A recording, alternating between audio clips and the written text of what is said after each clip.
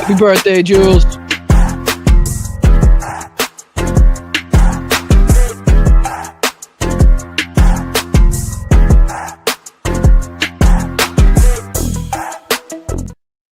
All right, welcome back, everybody. How's everybody doing? It's Tuesday, September 9th. I'm Boston Brian. This is Blunt Politics, the political podcast made to sift through the bullshit, the propaganda, the lies of the mainstream media, the Republican Party, Donald Trump, and anybody else, for that matter, that's out there lying to people and breaking it down for everyday, working class, normal individuals like you and like me, because that's who's affected by these policies.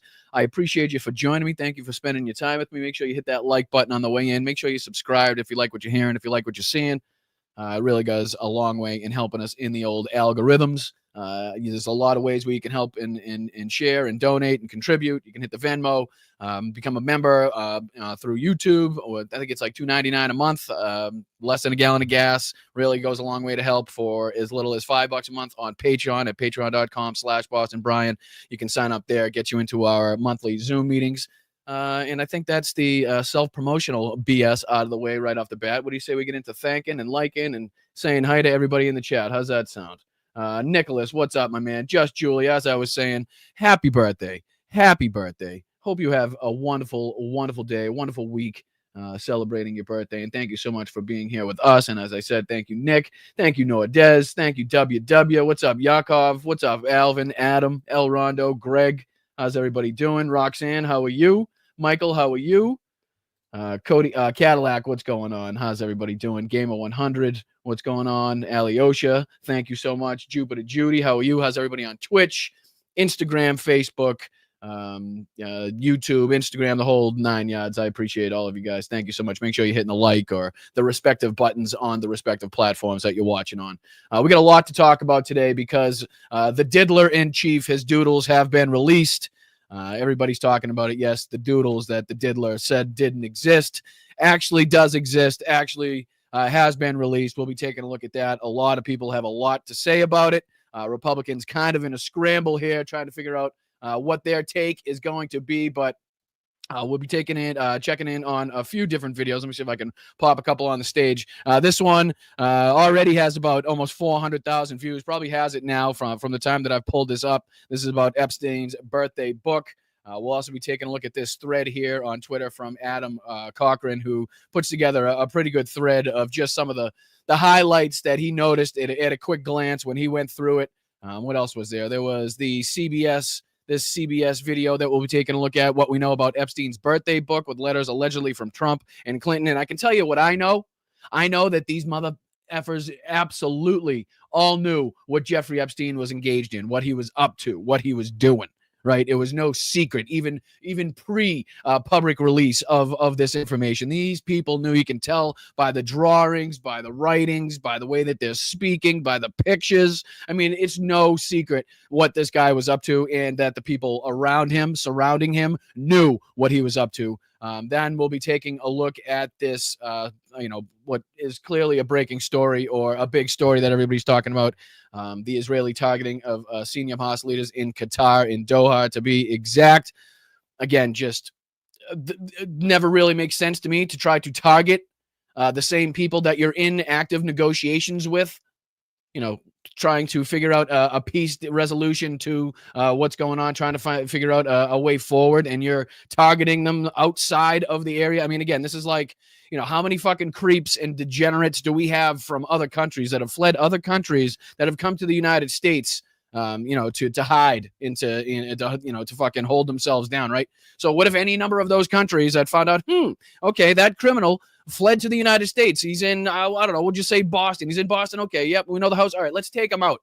We'll lob in a couple missiles. We'll lob in a couple drones. I don't think Boston or Massachusetts or the United States, for that matter, will have anything to say about it, which is crazy to think, obviously, on an international basis, international law, the rules of war. Of course, is apparently, or, I don't think it's been said directly. I know Benjamin Netanyahu was supposed to have spoken, as well as the White House press secretary is supposed to have something to say. I don't know if that's going to have anything to do with Epstein or not, but I would assume it to be in retaliation for the bus stop incident that we saw take place in Jerusalem, where 5 were killed, 11 were hurt. And I apologize if that number has since changed since this report went out. But, some of the rhetoric coming out of the Israeli officials, the Israeli government, were that of pretty much utter destruction of the Palestinian people. So no word yet that I have heard if this is in direct response or if this is something that was pre-planned and happened regardless of that attack there that we saw, that I completely condemn, in case anybody's wondered. And we'll also be taking a look at the Russian airstrike that killed 24 in a pension queue. In Ukraine, 24 people have been killed and 19 injured in a Russian airstrike on a village in eastern Ukraine.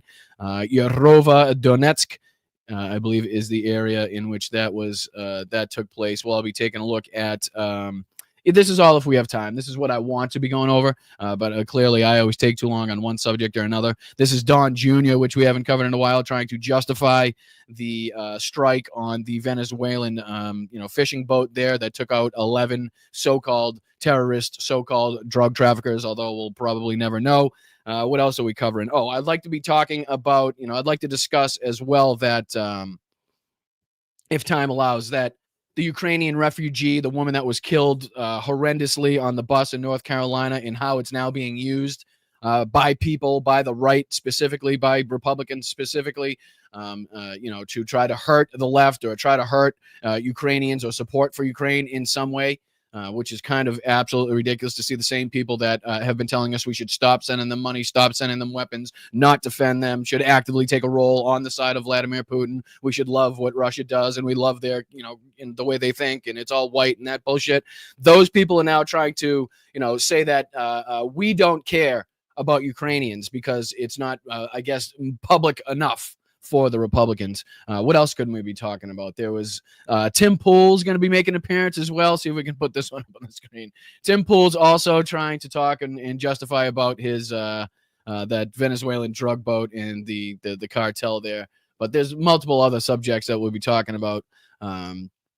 The Volodymyr Zelensky sat down with Martha Raddatz. There's an Al Jazeera video on the Qatari bombing, and also a Fox video on the Qatari bombing. So a lot that I pulled up for today's show. We'll see how much we can get through. Hopefully a lot of it. I appreciate you joining me. Thank you so much for spending your time here.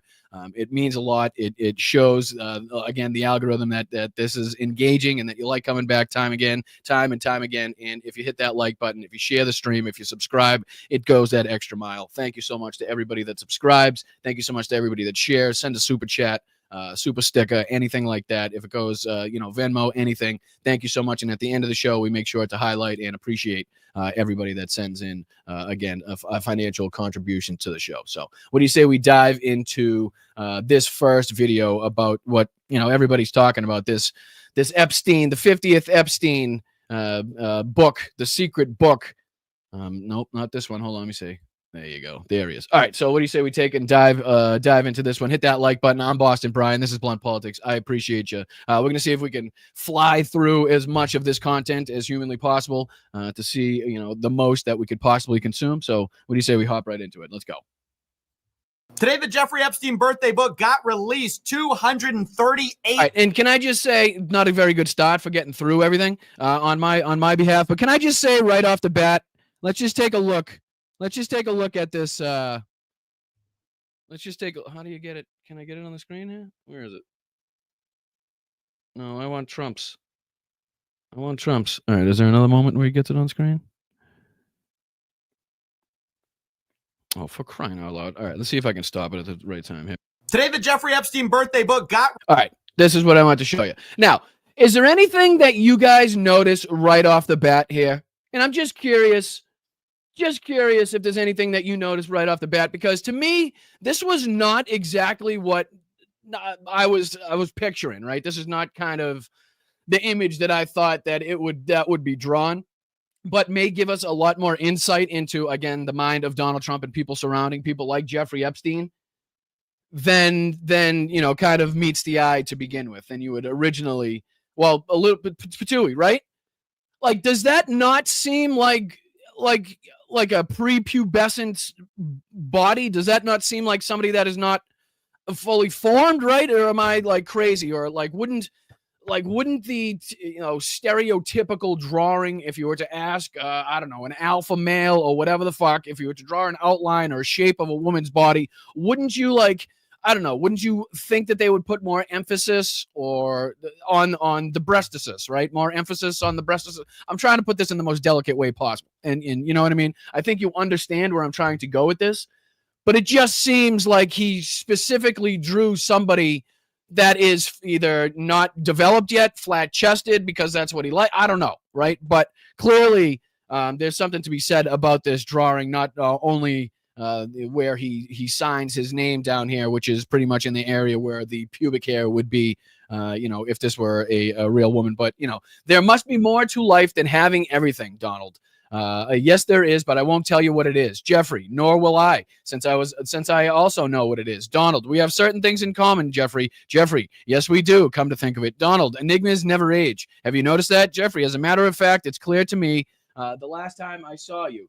Donald, a pal is a wonderful thing. Happy birthday, and may every day be in something wonderful, be a wonderful secret or something. Sorry, he's cutting that off on the side there. But again, signed Donald J. Trump. And now again, the I guess the pushback or the talking point sent down from the White House Kremlin to their sycophants is, again, this isn't Donald Trump's signature, which again has already been thoroughly debunked. I forget if it was NBC, CBS, ABC put out a pretty good list of Donald Trump's signatures and the different ways that he's signed different things over the years. He's got multiple different signatures. Some look like others, some don't look like others. There are some clear differences, but obviously a human hand cannot do everything perfectly at the same time, so there are going to be little imperfections. But I think it was pretty clearly established that this was firmly and without a doubt Donald Trump's signature on this, which again just shoots down all of the talking points, everything that Donald Trump has been saying about this not existing, his lawsuit against, what was it, the Wall Street Journal. So let's see if we can dive into this. My apologies. I had to point that out because I think that's very telling for not only talking about Donald Trump, but speaking about Jeffrey Epstein, Ghislaine Maxwell, and this whole crew because of their love for underage girls. They're engaging in pedophilia and loving it and having no shame about it whatsoever. I think that's the through line in this whatever birthday book, whatever the fuck you want to call it, is this people, every single person that Jeffrey Epstein got a letter from, got a picture from, was involved with, knew what he was up to. Knew that it was illegal, knew that he could be fucking caught at any second. I think there's a point in here where they actually applaud the fact that either an article or some sort of report was supposed to come out detailing Jeffrey Epstein's, illegalities, criminalities, and it was somehow shelved or whatever happened. And, there's people that write in like, oh, good job, thank God, that was a close one type of shit. So, here we go. Buckle up. Released 238 pages of letters to Jeffrey Epstein. Most of them are about sex. If you remember, we extensively covered the Wall Street Journal scoop that Jeffrey Epstein's friends put together letters commissioned by Ghislaine Maxwell, and one of those letters included Donald Trump, although they also included Alan Dershowitz, Lex Wexner, Bill Clinton, Leon Black. Now, in response, Trump sued the Wall Street Journal over $10 billion, which also means he sued Rupert Murdoch, the guy who runs Fox News, the New York Post, Sky News. And this is all, all of the Republicans and the conservative allies. All because Donald Trump denied everything and said, I never wrote a picture in my I never wrote a picture in my life. I don't draw pictures of women. It's not my language. It's not my word, says the sitting president of the United States of America. Okay? Just to say he flat out denied this even existed, that he ever wrote it, that it was his, that he was involved in any of it. And again, now we see his signature. We see the drawing with what clearly looks like either an underdeveloped child or in a sick, some sick representation of a flat-chested woman to appease Jeffrey Epstein. And then the side-by-side comparisons of that signature to other signatures, to people, from letters to, from fucking people to dignitaries to other politicians, right? So it's not like they're just pulling this from one file. They're pretty much comparing all different types of signatures that Donald Trump has put on things, and it looks just like that. My life, I don't draw pictures of women. It's not my language. It's not my words. Here's his official response. He sued them, of course, And then, of course, we found out that he does draw pictures, turns out, and signs his name on them. But the really important update was that the New York Times corroborated that Trump's name was on the Epstein birthday book, and specifically the Epstein estate had it in their possession, and we're going to turn it over. And today, that's exactly what happened, or the House committee released it to the public. Now, I want to be clear, although a lot of talk today is going to be spent on this drawing, it's far from the only one. Really, the reason this is such a big story is the blatant denial by the fact that the sitting president of the United States actively lied to the American people and continues to do so about his involvement with the most high-profile pedophile that had the most high-profile pedophile ring probably in the history of the United States. And again, I remind you that gentleman, excuse me, sorry. I said gentleman, that's my fault. Excuse me, that son of a bitch is now, again, the sitting president of this fucking country, which is disgusting to think. President saying just it never happened, which is the weird thing, because of course he was friends with Epstein and Ghislaine. Everybody admits that, including Trump. It's just the letter itself. He's saying, no way it happened. That's not me. I don't do it. So that's the reason there's a lot of focus on the president. And I would kind of push back on that, because he said several times recently that the entire thing was a hoax.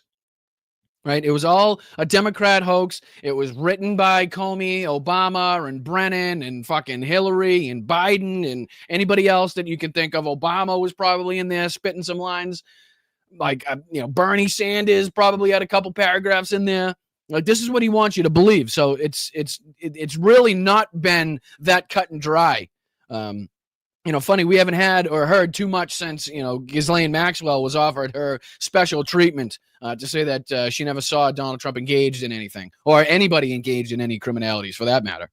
But let's be clear, this book is about a lot more than just the president. There's a lot of powerful people implicated in this. This is the start of it. You see, it's a leather-bound book written by Ghislaine Maxwell. There are redactions to third parties.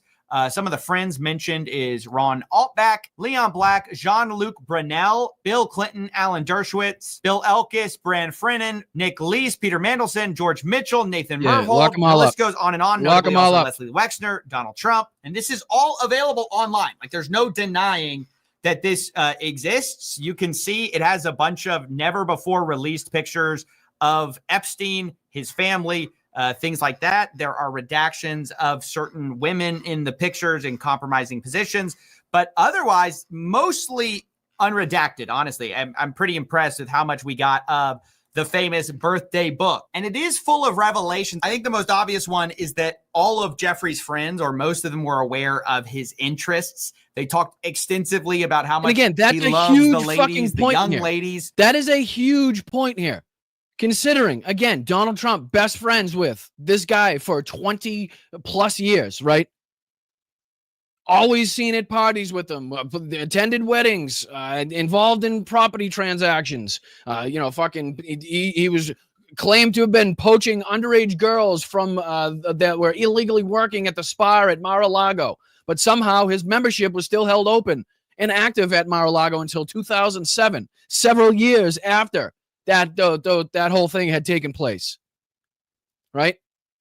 Again, after Donald Trump had come out and praised them, again, their relationship and the beautiful women they like and how they like him young, right? That was, again, after that whole thing where he was supposed to have found out and been made aware that the fact that, his best friend, the pedophile, was poaching underage girls that were illegally working at the spa at Mar-a-Lago. Again, he, after that, went on to praise that guy. After that, still had an open membership active at Mar-a-Lago till 2007. But there's also an What's up?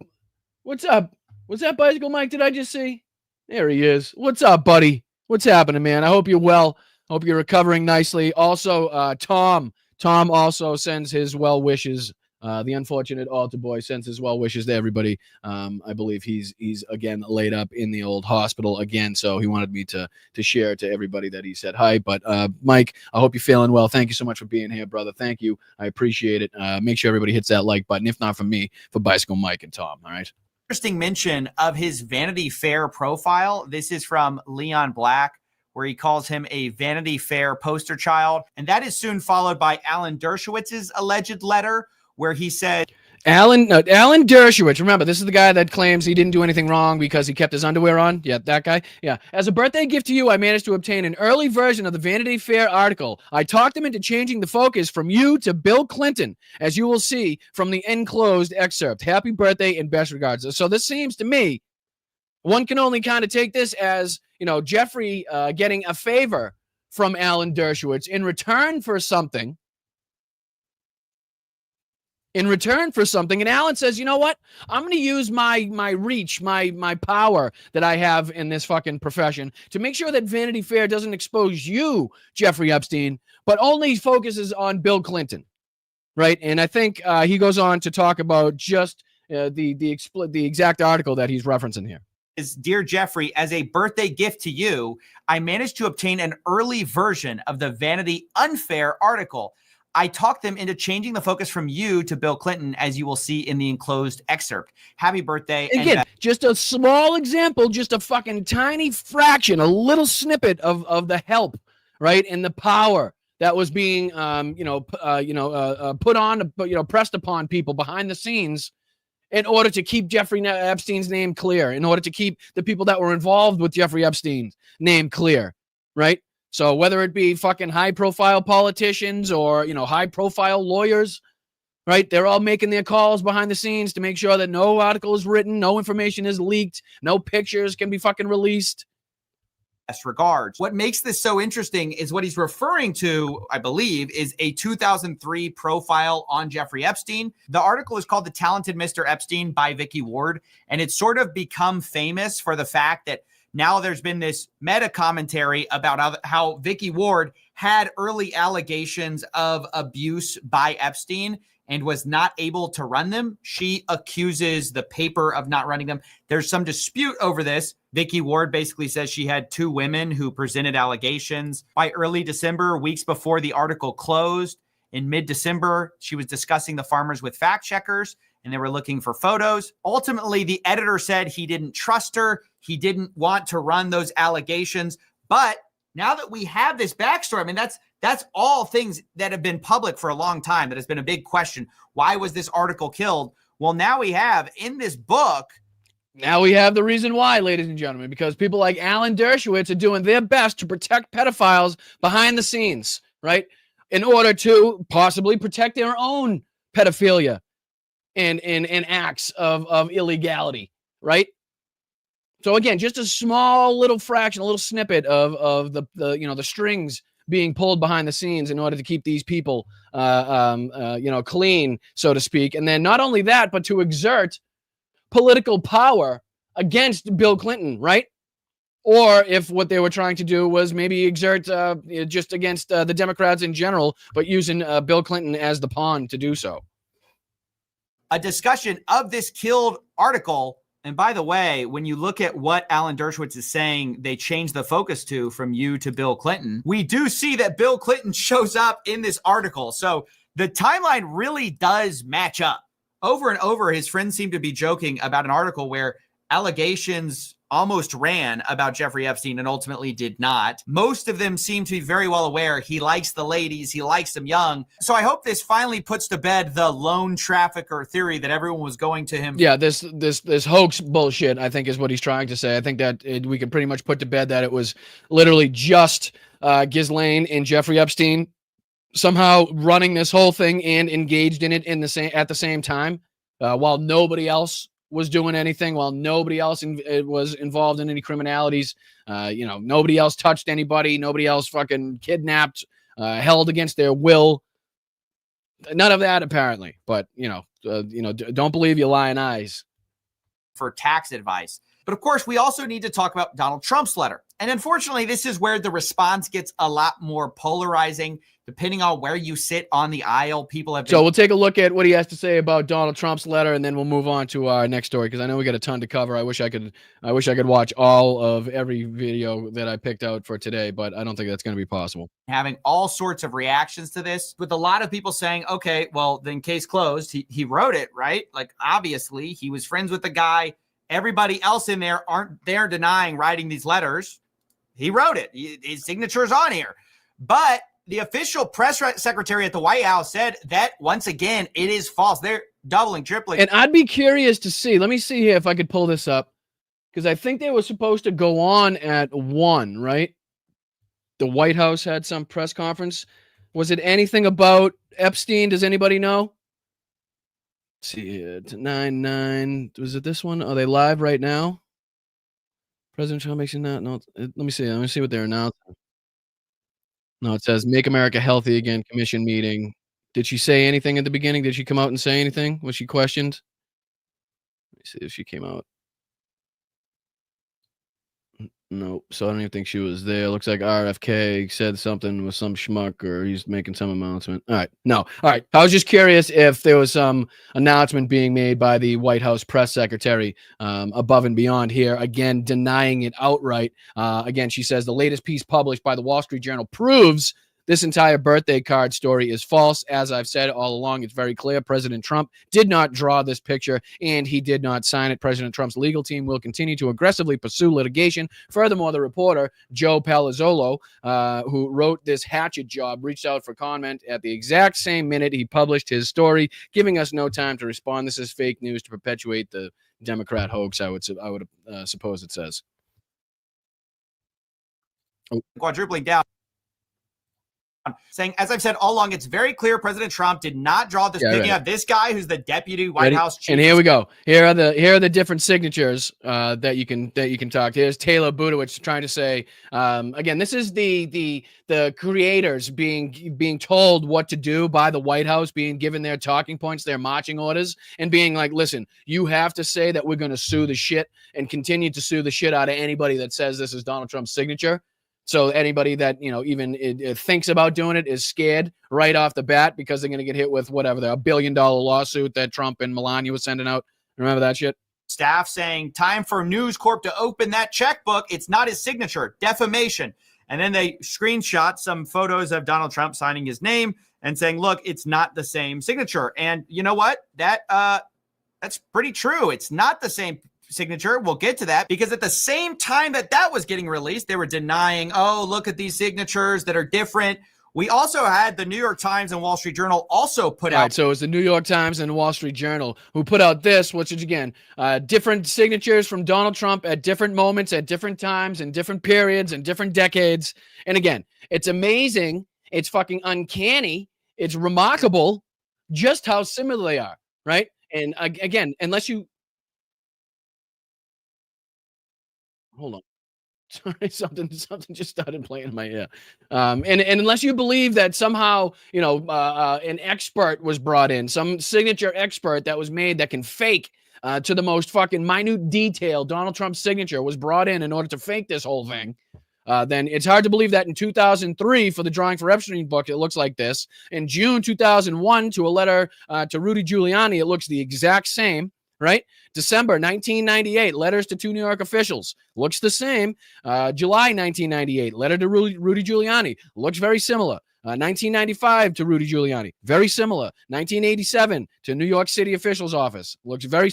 how you could go on and on and on and on. The tail. It's really pretty...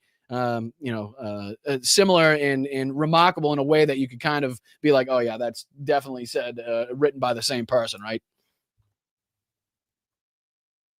Good Lord, it keeps playing the wrong thing. My apologies. Signature comparisons with some different signature choices that look very similar. This is the official Epstein one right here. Here's a letter to Bill Gates. Here's a letter to New York City officials, Rudy Giuliani. Here's another New York City official. And then we also have letters to Conway, to Clinton. And you have this kind of textbook long trail, a very tight vertical signature. To me, that's pretty compelling. Unless we're arguing for a professional forgery job here, right, which I don't think has even been alleged. This is nearly identical, all these signatures. I would believe that is all within the realm of the regular differences in a signature, right? It's right. So good luck to any Republican, again, trying to use this whole... anybody saying that's Donald Trump's signature is clearly lying and is going to get sued.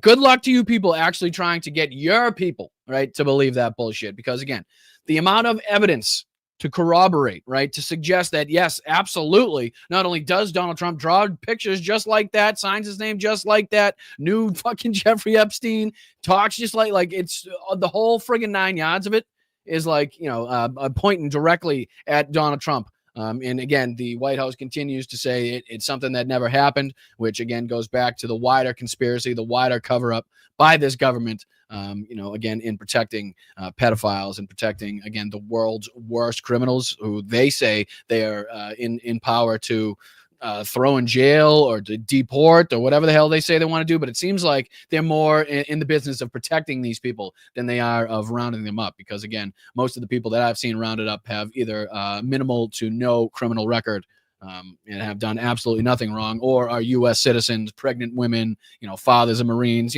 the list goes on. But all right, let's see if we can hop out of that. I appreciate him for his take on this. I don't know if we'll get to Adam's thread there, but let me see if we can get anything more from this CBS morning news clip here that'll give us any more information from, again, it's good to hear multiple people notice and see different things when you go through, especially something of this magnitude.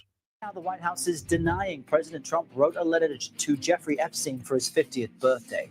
House lawmakers released a document yesterday purportedly signed by President Trump. The note was first reported by the Wall Street Journal in July. At the time, the president described it as fake, and he's now suing the outlet. Last night on The Takeout, Nancy Cordes spoke to an author of a book about Epstein to get his take on whether or not it's authentic. Donald Trump's signature, it should be noted, has changed over the years. This was back in 2003. The next year, he went on The Apprentice. He wrote a few books. He was signing a lot of books at that time, and his signature changed. But this signature matches up to his handwriting at the time. Yes, it does. Let me see. I'm just going to skip ahead forward for the sake of time and see if we can get any more information from this. Maybe not. Maybe we can skip ahead. And how is the White House explaining all of it? Beginning with the caveat, Errol, that the White House has repeatedly denied he is the author of this message or that he sketched or signed this message. The message is apparently in the shape of an outline of a naked woman. All right, so it doesn't sound like Scott is at the same time he's going to try to put me to sleep. He's also going to give me information that I already know about. So let me see if we can just fly through this real quick. This is, again, that thread on Twitter from Adam Cochran, who said the Epstein birthday book is disturbing read filled with lots of crass jokes related to the abuse of minors. This is just one document of the 300,000 files still sealed about Epstein's trafficking ring. Here are a few damning things I found in a quick skim. Starting off with a picture. It looks like an early 70s, late 70s, early 80s. I'm not sure. A picture of Jeffrey Epstein. His next one says here, let me see if I can make this a little bigger. It might make it a little easier for you guys to follow along as well. How's that? A little better? These book contains entries from Bill Clinton, Jean-Luc Brunel, who is a rapist, Alan Dershowitz, Nick Leese, arms dealer, who claimed not to know Epstein, Trump, and others. This goes on to show the same ones that we just saw in that previous video. It includes a story called, quote, Girls on My Boat, remembering the time Epstein brought girls onto his boat and told them to take off their bathing suits at knife point. It says here, if I make this a little bit bigger, it says here, Girls on My Boat. We picked up girls on beach, went out on boat. I tell them with knife in my hand to take suits off, but Warren tells don't worry. Name is JN. He's just joking. He live at something for so I tell Mark to throw him into water. He did.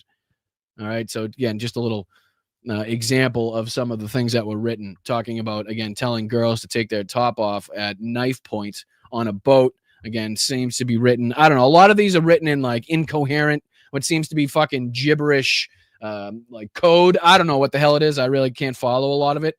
I think, I'm glad that I can't, to tell you the truth. But some of this is, this says some art showing what seems to be blatantly be Epstein grooming young children, luring them to become masseuses. This is another submission by Epstein. The birthday book appears to show Epstein grooming young children to give him massages on an island. You can see here. See if I make this bigger here. This is the plane. You can see the JE on the wing. What looks to be several women scantily clad, massaging Jeffrey Epstein.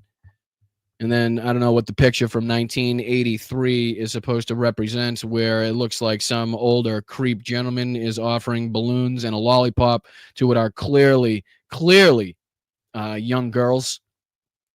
So it says 1983 and then to 2003. What a great country. In the back, is that Mar-a-Lago in the back, or is that Epstein's Palm Beach?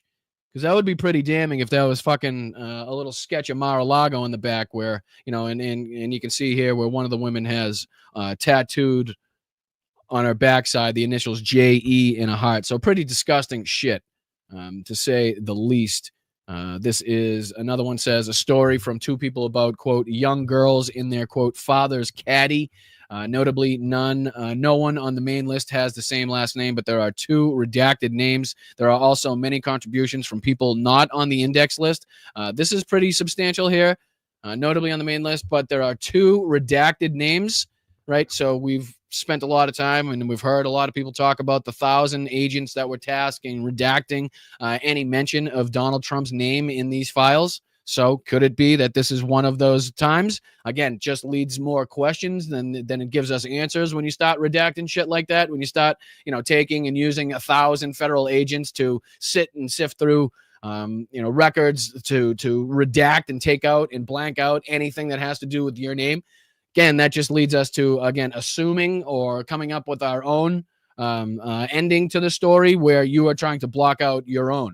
Right. So this is another redacted story submitted. The birthday book, again, very young girl, 17 years old, were smooching it up in the car of the father's caddy, Cadillac, obviously. Want to guess what type of car Trump used to get driven around in? Was this a submission from one of the junior Trumps?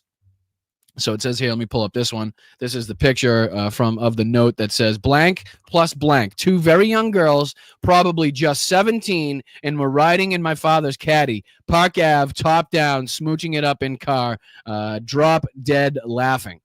Right. And then if you look at the next picture, is the picture of Donald Trump's caddy that he used to be driven around in. You can see DJT on the license plate. I don't think he ever drove himself. I don't think there's ever a picture that I've seen of Donald Trump driving. I think he's always been chauffeured, like the little fucking bitch he is. But again, could be possibly some damning evidence covered up by Donald Trump's FBI, DOJ, and who knows what other agencies were involved in covering this shit up. But again, I think this is, if we get to the bottom of this, I'd love to fucking... Who are the redacted names in this one? Who are the redacted names in this one? Eric and Don Jr., right? Two very young girls, probably just 17, were riding in my father's caddy. Okay, cut to father's caddy. I don't know. But again, because it's redacted, leads us to more questions and it gives us answers. All right, let's go on to the next one. Stories of Epstein's debauchery with another friend, including referencing a threesome and lying to girls to sleep with them. Castaways Volume 1. I was parking some girl in something, plus Jeff brings in the maid to make bed. She left screaming and never came back. Oh, porking. Excuse me. My apologies. It was grosser than I originally even gave it credit for. I was porking some girl in bed, and Jeff brings in the maid to make the bed, and she left screaming to never come back. We're both in bed. Some girls, I said, what do you think? He said, penicillin down my throat. I mean, some of this is just fucking too disgusting to even dive too deep into, considering the ages of some of the victims here. It's fucking disgusting. Discusses the young daughter of a rabbi, age unknown but redacted, suggesting potentially a minor. Says she was, quote, forced to take her top off so Epstein could, quote, touch her boobs and play with toys. Jeff would call the house rabbi and say, this is, quote, blank, this is blank father. I would bring her up to your mother's house to make her take her top off so we could touch her boobs. Her plus blank would play together with toys. Jesus fucking Christ. A letter signed from alias Johnny Boy talks about how great it was staying in Corfu and, quote, sleeping on the beach with kids from all over the world. Good Lord. Remember the Corfu, I don't know if that says police. Corfu police detained me on arrival to the island. We had some scary moments. That's what made it such a great experience. We stayed on Corfu for 2 weeks or so, never got to London because of that. Corfu was great on the budget, and I remember it being great on sleeping. I remember it being great sleeping on the beach with kids from all over the world. Matt and Blank too, and those two girls from Cleveland. It includes multiple letters from Epstein's ex-girlfriends, including one who uploaded her old high school yearbook notes that referred to her as, quote, Jeff's girl. This one is an interesting story, but for another time, a book for someone else to be writing. We'll skip through that one. Lots of ex-girlfriends included pictures of Epstein that had been printed, many of them being nudes. How many of your exes will write to your new girlfriend on your 50th birthday to share old nude photos from your scrapbook? I hope 0. Picture of Jeffrey Epstein in the tub. Here is one of the old rumors of him working with the CIA, which turned out just to be that he was gun running and smuggling in Europe. Again, a story for another day. Let's see what this picture says. Quote, he is the boyfriend of, we think he works for the CIA. He is the boyfriend of, and I'm not sure what it says after that. We think he works for the CIA. It says under the picture there. Photo of Jeffrey and Ghislaine Maxwell swimming nude in a pool. Not sure what the fuck this one looks like. Epstein on the left. Not sure what's going on here on the right.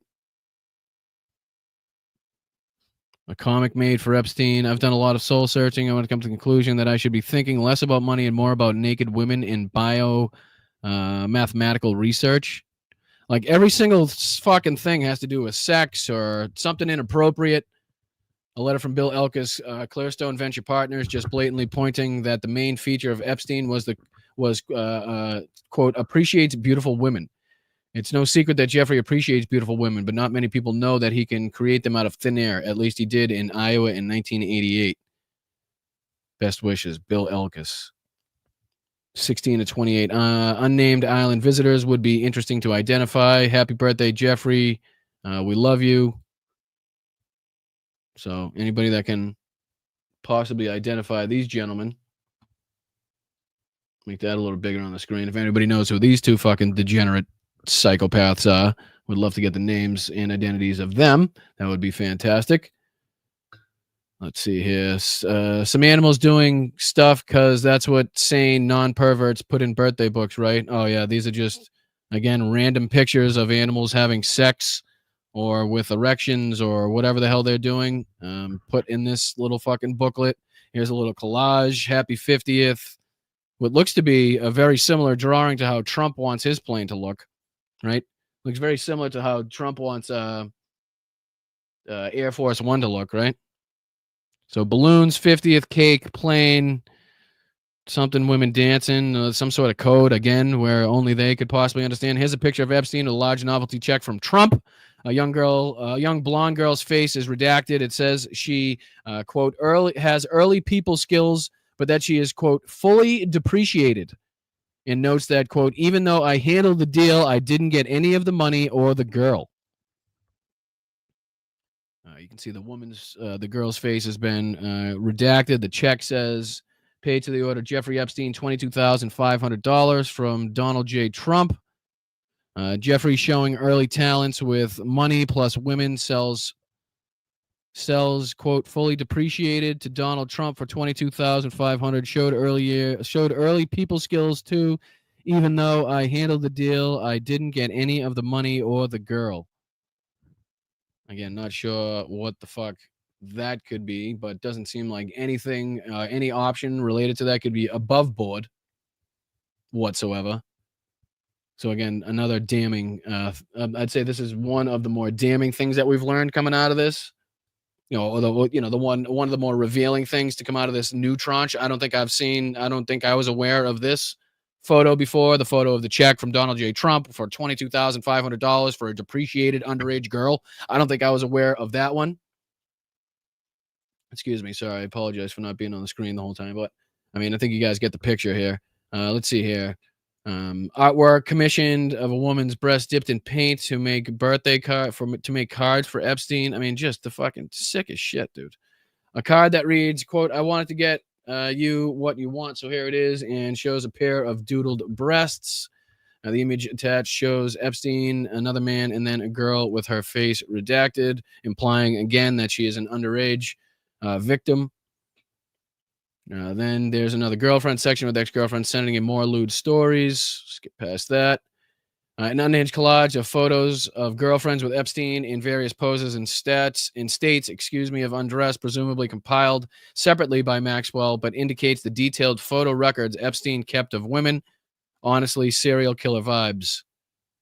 I mean, look at the amount, and I'm sure this isn't even the half of it, right? This isn't even the half of it.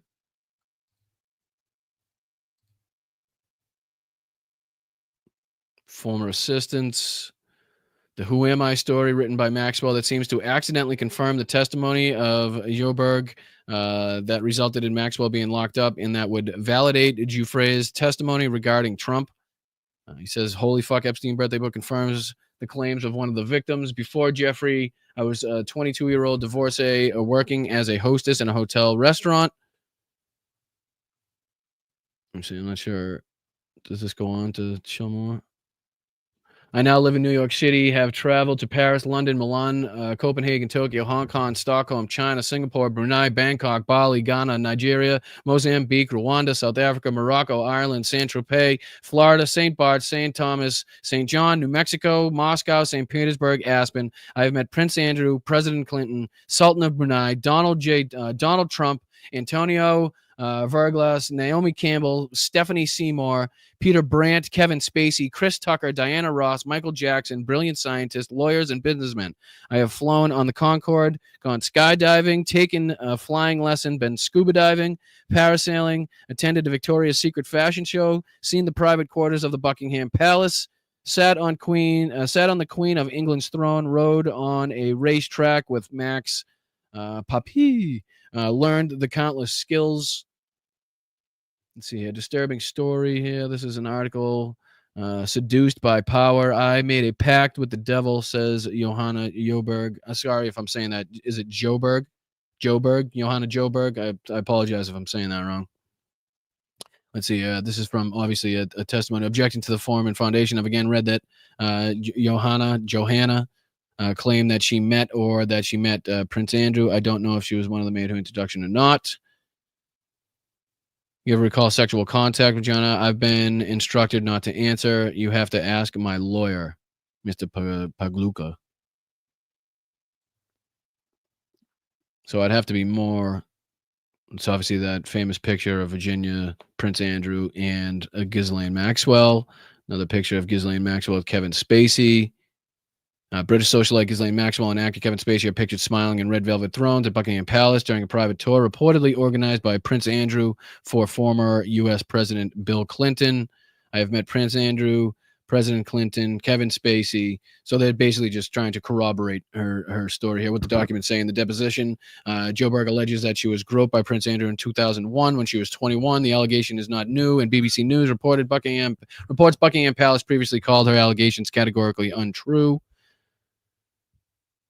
Seemingly a picture of what can only be believed to be Prince Andrew with his hand down the woman's pants there in the back. 26 to 28. It's only two more of these. A birthday wish from ex-coworker Elliot Woke that mentions how in the 1970s Woke was running an account for Robert Maxwell and asked if that's how Epstein met his teenage daughter. Maxwell and Epstein both claim Epstein never knew Robert Maxwell and had no connections. Jeffrey and I remember in the mid-1970s you being a star salesman for our tax-advantaged strategies and hedged option program. I was running an account for Bob Maxwell. You always had the ability to know everyone and be charming. Was that when you first discovered the Maxwell teenage daughter? Happy birthday, Elliot Woke. Is there more to that one? No.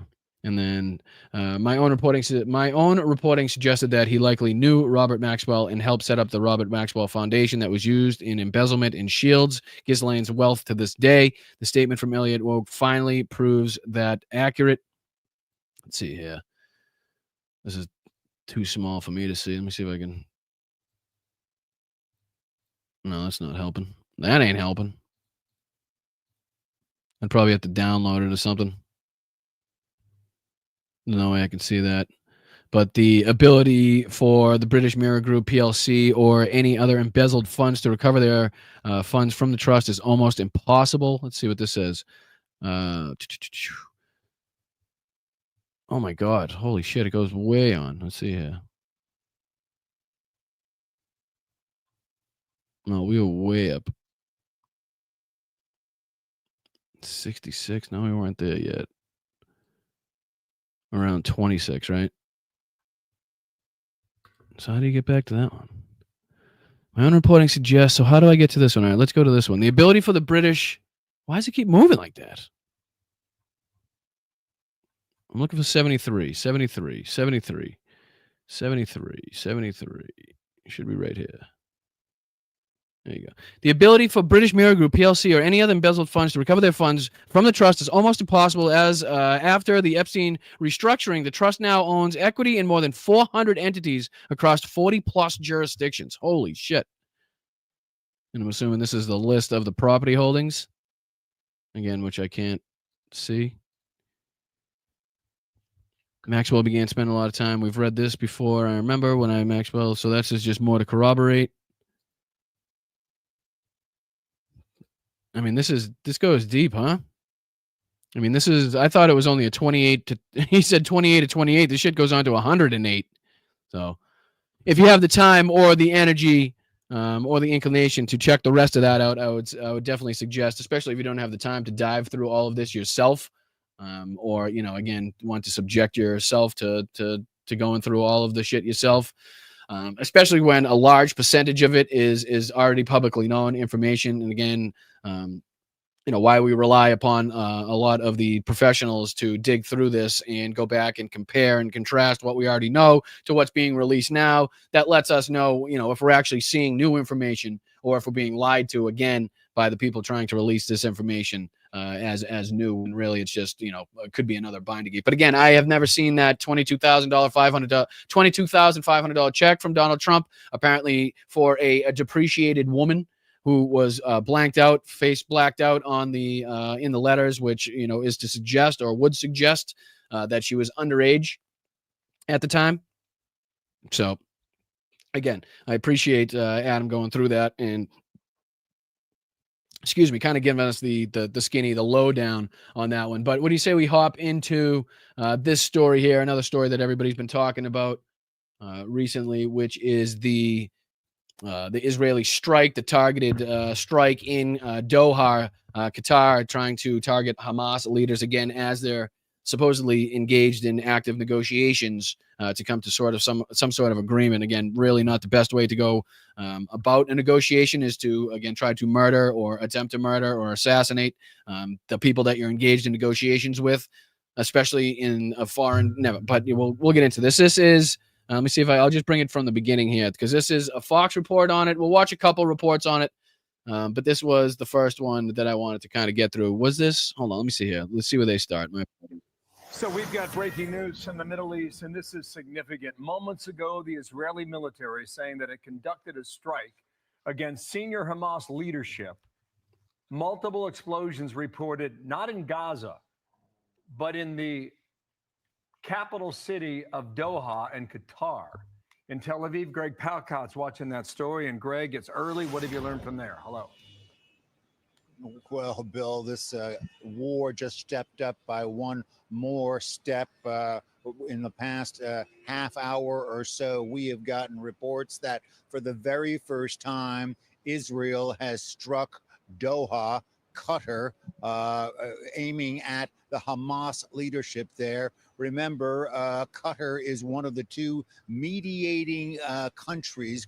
Right. And again, as much as has been said about, Qatar giving, respite and in a place to sit and hang out for the leaders of Hamas, this is, again, a country that's trying to actively be the mediator in these peace talks, in the negotiations at whatever point or whatever stage they are, even though we got Israel saying that, Gaza City needs to be completely evacuated because, again, the final solution by the Israeli government is about to be implemented. At the same time, he's trying to take out the Hamas leadership that, again, is the other side in the negotiations. Whatever you think about them, whatever your feelings are, They're the other side in the negotiations, and he's actively, again, trying to take them out in Qatar, which is trying to be the mediator in this situation. Qatar and Egypt trying to come up with an end to this war. And now Israel has struck out at the country, but not the country itself, struck out at Hamas. And I think I have the video here, I believe, of the actual explosions themselves. Let me see if I can throw this up. Video shows a scene after Israel's attack on Hamas inside Qatar. Let me see. This is supposed to be a video. Yeah, here we go.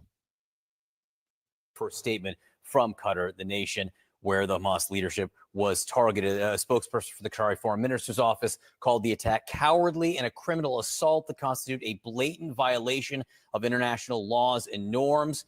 While strongly condemning the attack, the state of Qatar emphasizes it will not tolerate this reckless and irresponsible Israeli behavior. Again, a further escalation. You can see the plumes of smoke there. I apologize. Every time my mouse goes on the screen, it gets dark there. But you can see the plumes of smoke there in the background.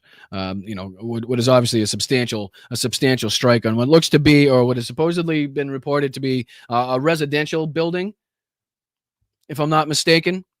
Let me see if I can go back to this one and see if they give us any more information here.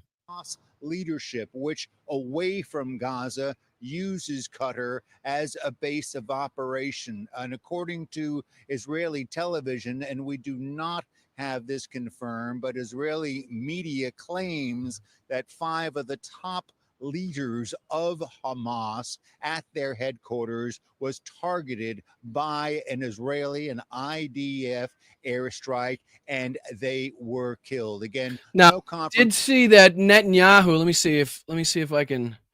I don't know if he's spoken since. I do believe that they released a statement, the government of Israel. I don't know. Let me see if I can see now. I think he was supposed to have made a statement. I'm not 100% sure if he's already gone on and spoken or if it was just.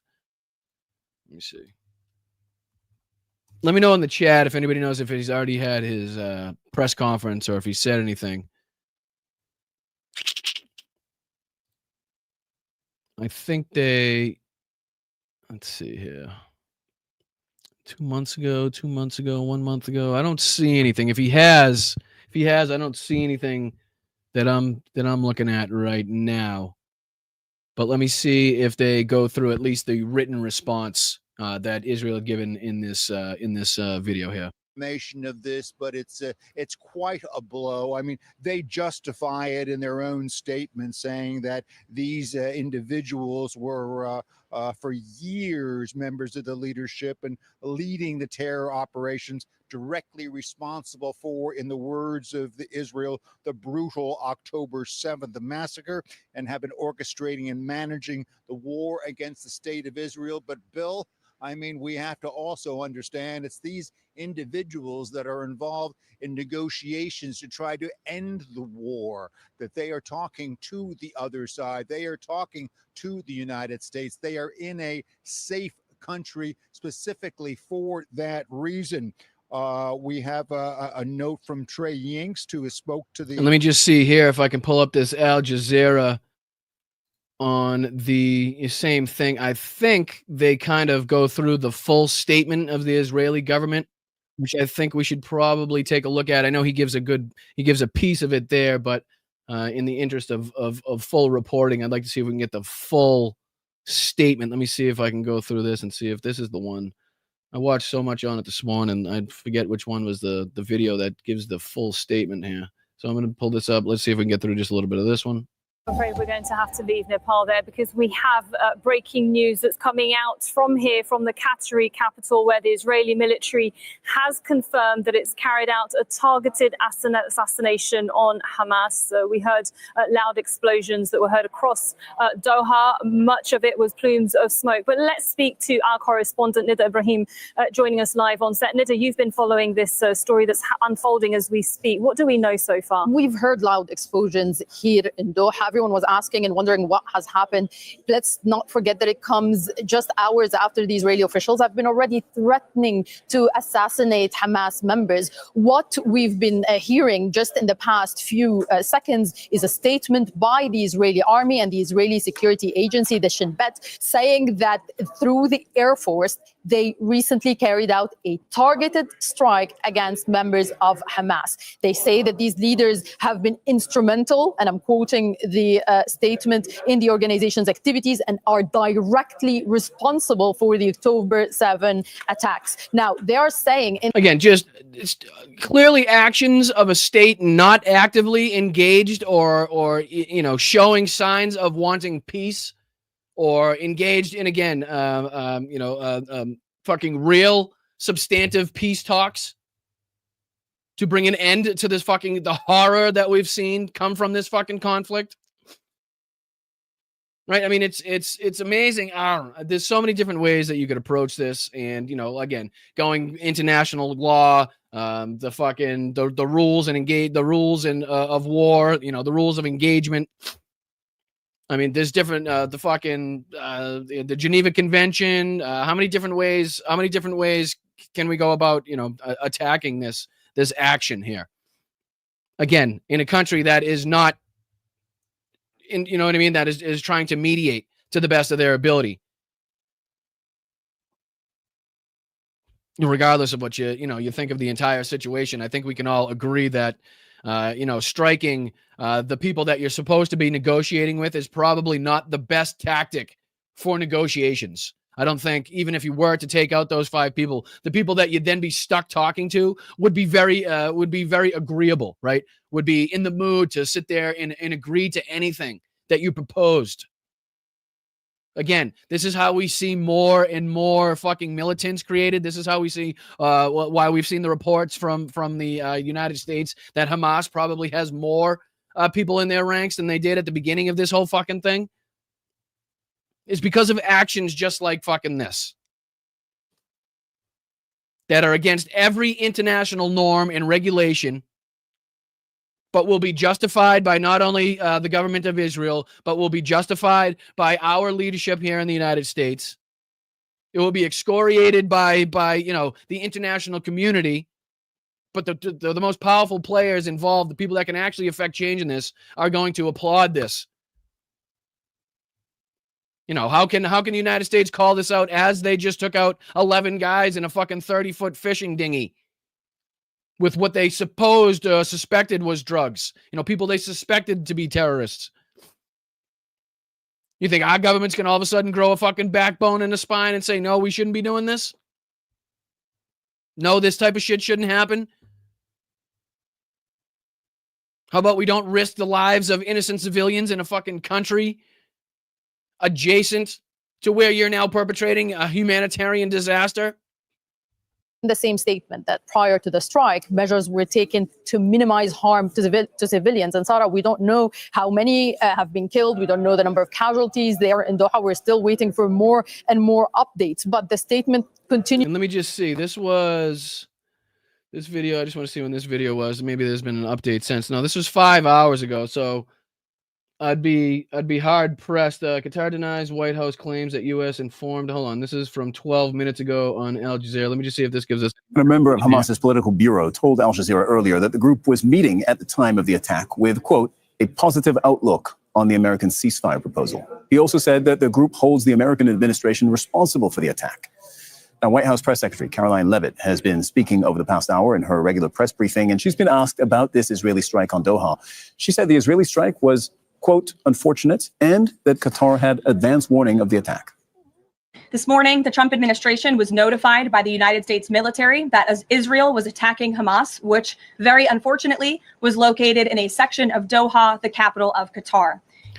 Illegal. It's illegal. It's a fucking illegal strike. It's illegal. Right? And again, we have now the press secretary of the United States going on to justify it and call it unfortunate. It's not unfortunate. It's illegal. There's literally laws and regulations and, policies and fucking committees and shit put in place to make sure that this type of shit doesn't happen by a rogue state. And again, we have the press secretary 27 going on 72. Carolyn fucking Levitt sitting there lying to your face, talking about how it's unfortunate that these people were located, like it was any fucking big secret. Unilaterally bombing inside Qatar, a sovereign nation and close ally of the United States that is working very hard and bravely taking risks with us to broker peace, does not advance Israel or America's goals. However, eliminating Hamas, who have profited off the misery of those living. However, let me go on and excuse and justify the same things that I just, in a mealy mouth sort of way tried to, I guess, say was wrong. In some fucking bullshit way, in my own type of way. It's wrong, but again, it's a good thing that we're going after anybody that has the big H label on them. Those living in Gaza is a worthy goal. President Trump immediately directed Special Envoy Witkoff to inform the Qataris of the impending attack, which he did. The president views Qatar as a strong ally and friend of the United States and feels very badly about the location of this attack. President Trump wants all of the hostages in Gaza and the bodies of the dead released. And how do you think this furthers their goal? You think that furthers their ability to do this? You think Hamas is going to be willing to play ball now all of a sudden? You think Qatar is going to be more apt to try to advance these negotiations, or are they going to pull back as well? This wasn't just days after Donald Trump's supposed peace agreement. That was in reality, probably an Israeli peace agreement passed on to the United States so the United States could hand it over. I think already admitted by one of the Israeli officials. So let me see. There was another one here too. Let me see. Any more lies from Carolyn? Let me see. This war to end now. President Trump also spoke to Prime Minister Netanyahu after the attack. The Prime Minister told President Trump that he wants to make peace, and quickly. President Trump believes this unfortunate incident could serve as an opportunity for peace. The president also spoke to the Emir and Prime Minister of Qatar and thanked them for their support and friendship to our country. He assured them that such a thing will not happen again on their soil. And breaking news just in the last few moments. Why won't it happen again on their soil? Because why? Because it shouldn't have happened in the first place, because it's illegal, because it's against, again, fucking all international rules and regulations. Because it's against, just the fucking thought of going, just against the process of negotiating to begin with. Like, it's not going to happen again because why, Carolyn? I mean, you got to make it very clear as to why this won't happen again. Because what you just said ain't cutting it. Right? It seems like you're justifying that. It seems like you're excusing it. Like, we expected you to do. Let me see here. Moments, Qatar's foreign ministry spokesperson has addressed what you heard there from the White House press spokesperson, that the country was informed of that Israeli attack on Doha beforehand. Qatar saying that is false. Charles Stratford is live from the Coronation Doha. Wait, you mean the White House press secretary lied? You mean the Donald Trump regime and Benjamin Netanyahu, in cooperation with the press secretary, Caroline fucking Levitt, lied to the American people, lied to the world? Man, go figure on that one. For us again. So, Charles, Qatar now directly contradicting what the White House said. That's right. That statement from the foreign ministry literally dropping a couple of minutes ago. I'll read out exactly what it says. It says that the statements being circulated about Qatar being informed in advance of the attack are baseless. The statement goes on to say that the communication received from one of the American officials happened during the sound of the explosions. This obviously comes on the back of that statement made by the White House earlier, which said that Steve Witkoff, the US Special Envoy, was told to inform the Qataris of the impending attack. So Qatar very keen to point out that seemingly that advance warning that Witkoff was told to give the Qataris was nowhere near on time. The Qataris saying that they received it as the attack itself was happening. All right, so again, just more to go against anything that is coming out from the government of Israel, coming out from our own press corps, coming out from our own press secretary in the White House there, to suggest that the Qatari people were in any way given advance notice on this. Seems like they were pretty much given simultaneous notice of the strike, so that they kind of had nowhere to run, nowhere to turn, no one to tell. And again, let me just see here, because I know I had another one. There was one from CNN, and then we'll move on to our next our next subject, which is going to be the Russian airstrike that killed 24. And then we got a few more clips to get through as well. But let me see if I can pull this up for you guys. Stop this one, pull this one up, and we'll just see if we can, if there's anything more to be learned from this one. If not, then we'll quickly move on to our next subject.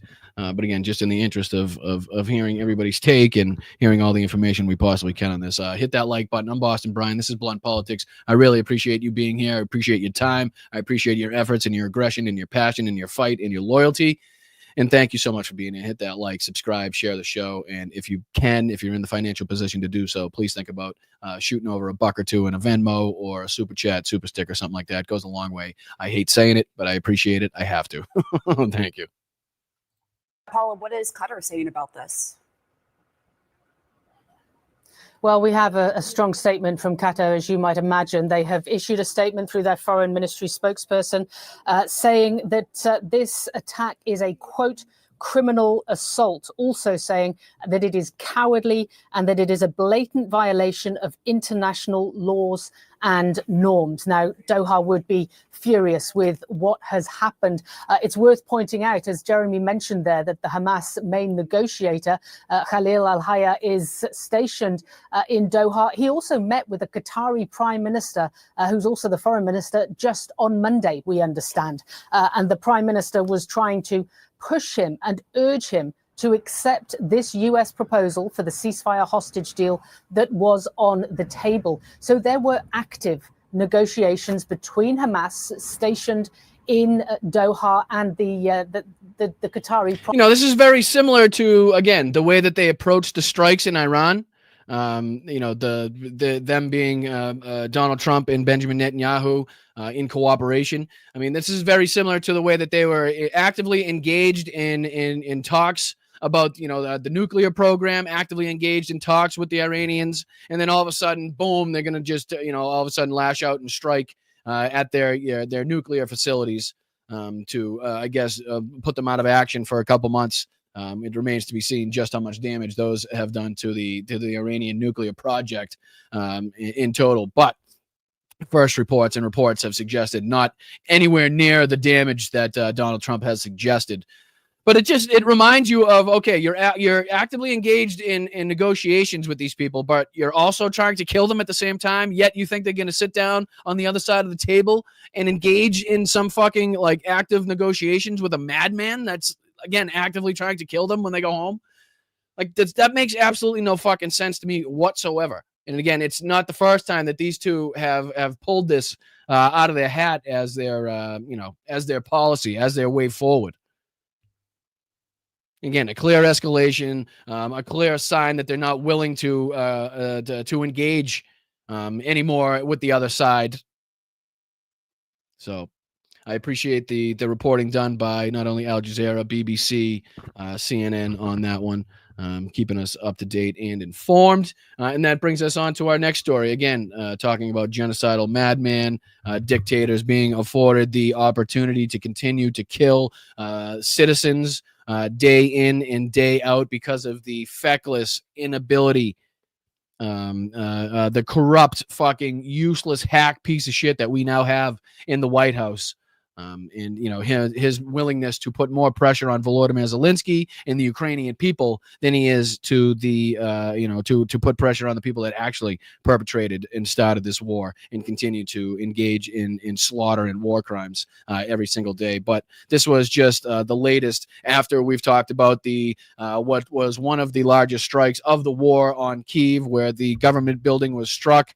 You saw that when we reported that on this show. This is a Russian airstrike, kills 24 in a pension queue. Right, 24 people have been killed, 19 injured at a Russian airstrike on a village in eastern Ukraine. The victims were ordinary civilians collecting their pensions in the Donetsk region, says President Volodymyr Zelensky. Regional head Vadim Falashkin said that emergency services were working at the scene, urging residents to evacuate to safer regions. Yarova is to the north of Slovyansk, one of the big cities in the region, and only a few kilometers from the front line as Russian forces advance slowly in the east. If confirmed, the death toll would be among the heaviest attacks on Ukrainian civilians in recent weeks. 42 months into Russia's full-scale invasion. 23 people were killed in an overnight airstrikes in Ukraine's capital in Kyiv at the end of August. That was the one we were talking about at the weekend. Russia launched its biggest air assault of the war on Kyiv so far, hitting the main government building in the capital in what Zelensky said was a ruthless attack aimed at prolonging the war. Posting graphic footage of the attack on Yarova online, Zelensky said there was no words to describe the latest Russian attacks. There was no immediate response from Russia's military. The head of the local administration said nearby city of Lyman, Alexander Zoryalov, told Ukraine's public broadcaster Suspilin that the attack took place at about 10:40 local time on Tuesday as pensions were being handed out. He said most of the victims were elderly people. Ukrainian Interior Minister Ihor Kilmenko later said Russia, quote, dropped a guided air bomb on the village. Pictures from the scene showed a badly damaged Ukrainian postal service vehicle of the type used to distribute pensions. The head of the Poshta service said that the vehicle had been parked under the trees as a security measure, and a local postal official had been wounded in the attack. Maybe someone gave away those coordinates, he speculated. Yarova sits on the key railway line between the cities of Lyman and Izium. It is also only about 6 kilometers away from the next village of Nova Solavivka, where Russian forces are closing in on the outskirts. Zorovlov told Suspilin that they had to work out how the postal service could continue to hand out pensions because the front line is less than 10 kilometers away. We will move away all of these payments so that they can have their pension in safer places. Local officials said 22 people had already been evacuated from the area. Ukraine's State Emergency Services, the DSNS, said another 3 people had been killed in earlier Russian shelling of settlements in Donetsk. The world must not remain silent, Zelensky said, calling for a response from both U.S., Europe, and the G20 group of nations. Now, unfortunately, the photos involved in this is the one photo that the BBC was probably able to, but the photos are horrific. It is literally just a line of elderly pensioners, exactly what you just heard described, lined up to a postal truck that you can see here on the screen that was parked under a tree in order to give it cover, in order to give it shade from something happening just like this. And again, it was specifically targeted at a time where the Russians knew these people were going to be queued up for their pensions, and again dropped a guided bomb or dropped a bomb on the area, again killing 24 people and injuring 19. And that's above and beyond the strikes on the capital and elsewhere in the country, right? This kind of gives a good outline. Pokrovsk is where we've been talking about lately. Up here in Yarova is where the attacks happened, which you can see its proximity to the front line is very close, as is places like Konstantinivka, Kramatorsk and Slovyansk are, have somewhat of a cushion. Pokrovsk, you can see the encroachment here on Pokrovsk, right? So again, stuff that we've been talking about on the show, not a surprise to anybody, but again, to see the ongoing atrocities being committed by the Russian military as Donald Trump is trying to sit here and tell us that he believes Putin is willing to sit down with Volodymyr Zelensky, as Putin is trying to invite Volodymyr Zelensky to Moscow. Like, that's at all a good fucking idea. But to see, this stuff continuously happening, and then we'll get the odd response from Donald Trump that he's upset, or, let's see. Let's actually take a look. What do you say we take a look? Has there been any response? It's probably going to be a lot of bullshit we're going to have to fight through here. Hold on. Because usually says, I am unhappy. 6 hours ago, 1 day ago. No. I'm looking through his Truth Social to see if there's any sort of statement given on this horrific attack on elderly people in Ukraine by Donald Trump's best friend and ally, Vladimir Putin. And I don't see anything here. I'm already back a couple days ago. No, nothing. No, but they do love exploiting this situation, and I guess this is probably a good time to bring this up, as good a time as any to bring this up, considering we're talking about the plight of the Ukrainian people. But let me see if I can go back up to see where he used this to his benefit. There we go. So I'll pull this up, put this on the stage for you guys. I don't know if you guys have heard this story here, but there's the horrific video making its way around social media. If you're anywhere near a social media site that Republicans or conservatives are attached to or involved with, then you've probably heard or seen this being used and widely distributed, for the right-wing political gain. To use it for their, because they see it as politically expedient and advantageous to do so. But unfortunately, a young Ukrainian refugee was seen to be viciously murdered on what was looked to be a Charlotte Metro bus or train by an African-American male. So this fits right into where the Republicans would try to use this to their advantage. Not only is it something they can use against the African-American community and use it against marginalized communities to say, look, they are demons. They are the worst. They are the devil. We got to control them. We need more police, this type of stuff. Right.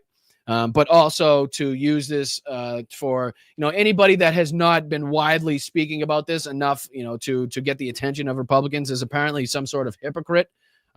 Again, they're using this as to suggest that nobody actually cares about Ukraine, that apparently suggests or says to people that they do because they're not sufficiently angry enough at this situation. But again, it's ridiculous to say, I say, find the man. Again, if they haven't yet, find him, arrest him, prosecute him, lock him up, throw away the fucking key, right? It's not that difficult. If that was anybody else in that seat, if it was anybody else that was murdered in this country along the same timeline, right?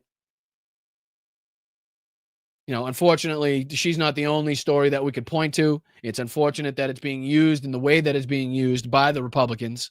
It's unfortunate that she could escape such a horrendous situation only to find herself, being victimized by somebody obviously mentally unstable, and losing her life in that way is egregious, is horrendous, is outright condemnable. And I hope that sick human being is taken off the streets forever. But don't give me this bullshit like anybody with a Ukraine flag in their bio not speaking about this 24 hours a day because apparently they're mad at the media for not speaking about it. That in any way shows that you don't actively care for the people that you are advocating for. So again, I'm not going to spend too much time on it because it's fucking useless bullshit. That being the rhetoric being used against the people that support Ukraine by the Republicans, by the conservatives. Clearly a horrendous story. Clearly one that I want to see justice in. Clearly one that I want to see this man taken off the street so nobody else is harmed like that. It's a shame that nobody in that fucking situation, if you watch, if you're in the unfortunate position to have watched or, watched the video, you can see people just standing around doing absolutely fucking nothing, which pisses me off even more. So a lot that could be said. I hope he's locked up. I hope he's found if he hasn't been already. And I hope they fucking prosecute him. He's found guilty, throw away the fucking key. And we never see anything like that ever happen again, to tell you the truth.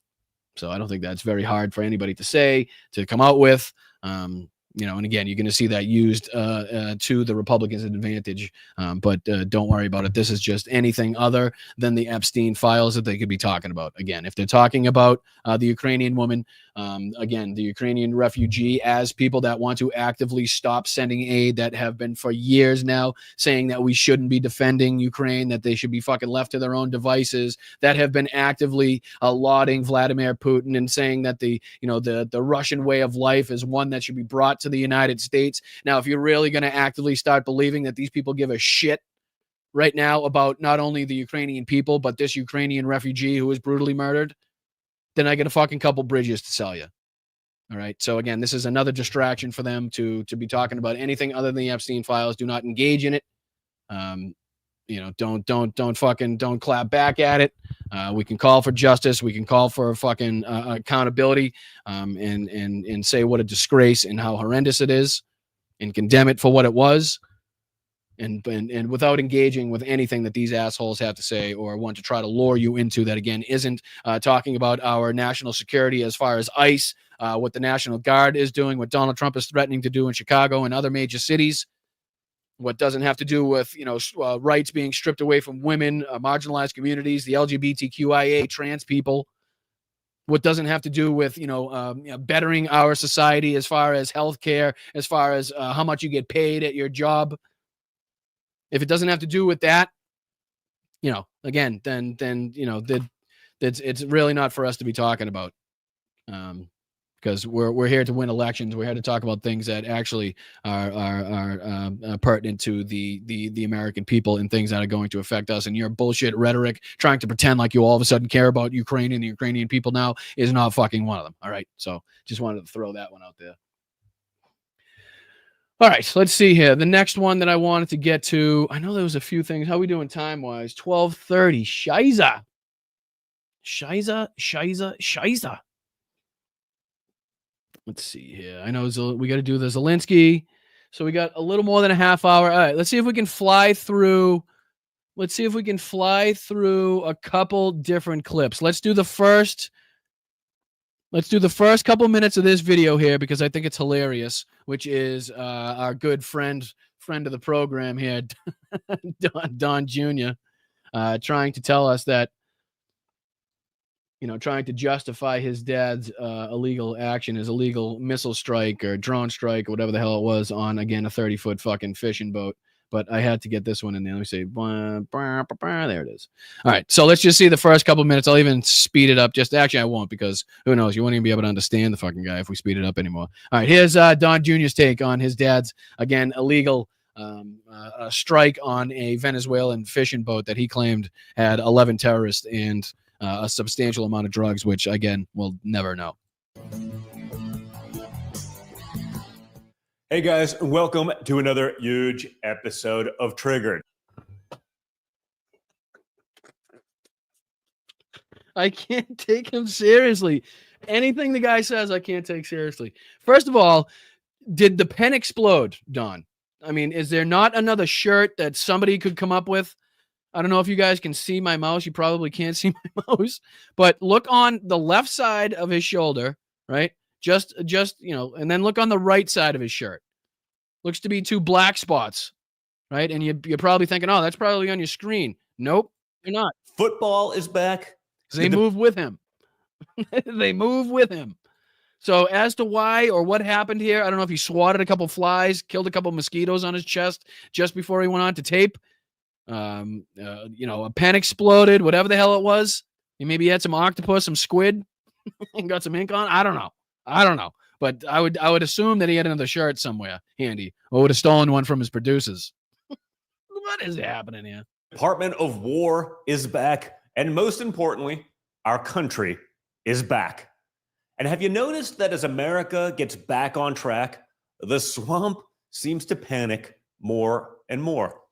You mean the swamp, like the creatures that were like a ring of pedophiles that are trying to keep themselves hidden and protected by not releasing or having the information or the files released that would out them to the public? That would be like the deep state. That would be like the swamp, right? That would be like the swamp creatures that you're thinking of. Why does his eyes look like fucking pits of darkness? Why exactly is that? Democrats and even a couple Republicans, air quotes, are now outraged. They're outraged, guys, about the lack of due process for narco terrorists. I mean, fentanyl, drug traffickers, probably also sex traffickers. But, Wait a minute. Again, you don't know what was in the boat because you blew the shit up. You don't know what the people in the boat were involved in otherwise because you blew them the fuck up too. And again, you're so worried now, again, all of a sudden about sex trafficking? That's now all of a sudden back on your radar? Then, okay, then I guess you'll have absolutely no problem joining us, Don Jr., in calling for every single one of the Epstein files to be released. And for your father to tell Pam Bondi and Cash Patel and Dan Bongino to stop fucking protecting him and start releasing some of these fucking files. You'd probably have no problem with that then, right? They're outraged that we would take someone who's clearly running drugs and we have all that information and, I don't know, blow up the boat that they're coming in on, right? I guess they want them to come into America and maybe they'll assimilate and change their ways. I'm sure they won't peddle the tens and hundreds of millions of human. You want to try that one again? The what? I guess they want them to come into America and maybe they'll assimilate and change their ways. I'm sure they won't peddle the tens and hundreds of millions of human. Oh my God. He makes it seem like I don't know, what's a good example you could fucking if you're out on the ocean, right? If you're out in a boat and you somehow come within a certain range of, let's say, a military warship or some sort of Coast Guard ship or whatever it may be, some government boat. Do they just open fire on you?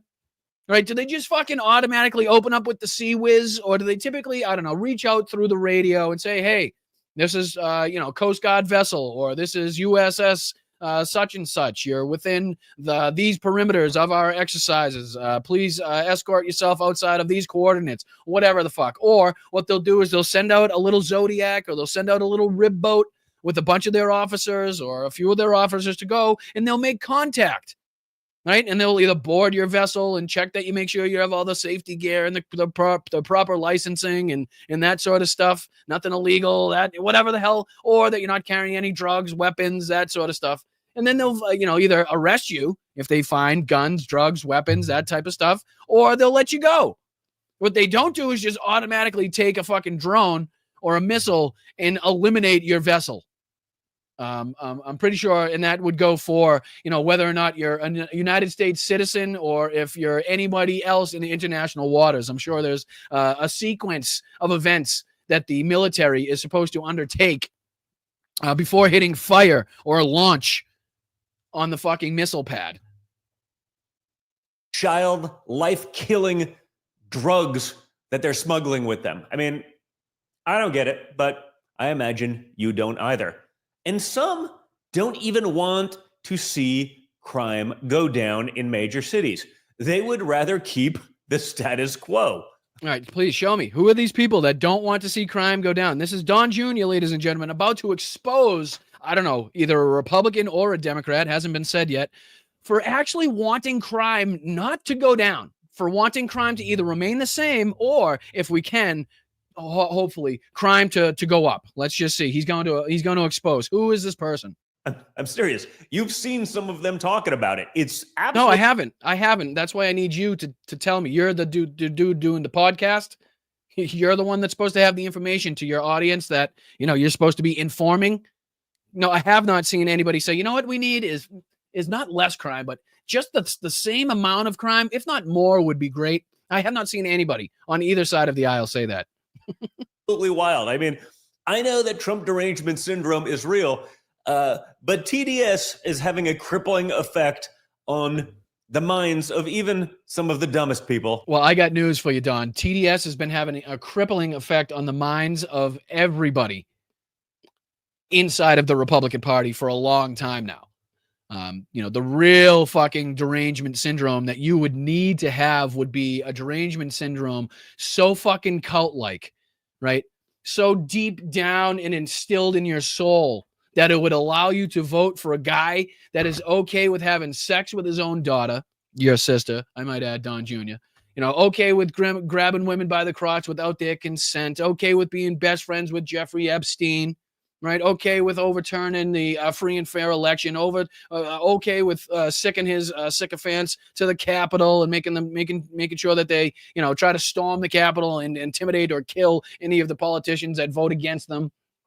And the list goes on. We can go on and on and on and on with things that, you'd have to be an absolute degenerate, psychopathic fucking fool in order to vote for a man like that, which again is the real representation of Trump derangement syndrome. Has nothing to do with people that continuously talk about Donald Trump, which, again, what the fuck do you expect when a pedophile or at the very least, the best friend of a pedophile that refused to give up that pedophile and actively sent him young girls that were illegally working at his spa at Mar-a-Lago, gets into the White House or gets into political power or gets into political office and now has an entire political party wrapped around his fucking finger, I think it would be very, very smart and prudent of us to continue to talk about Donald Trump. So that's not the derangement syndrome. The derangement syndrome is anything that allows you to walk into a fucking political voting booth and check the mark that says, yes, I put my fucking trust behind a criminal, a 34-count felon, a degenerate con man, fraudster, piece of shit that's been known for such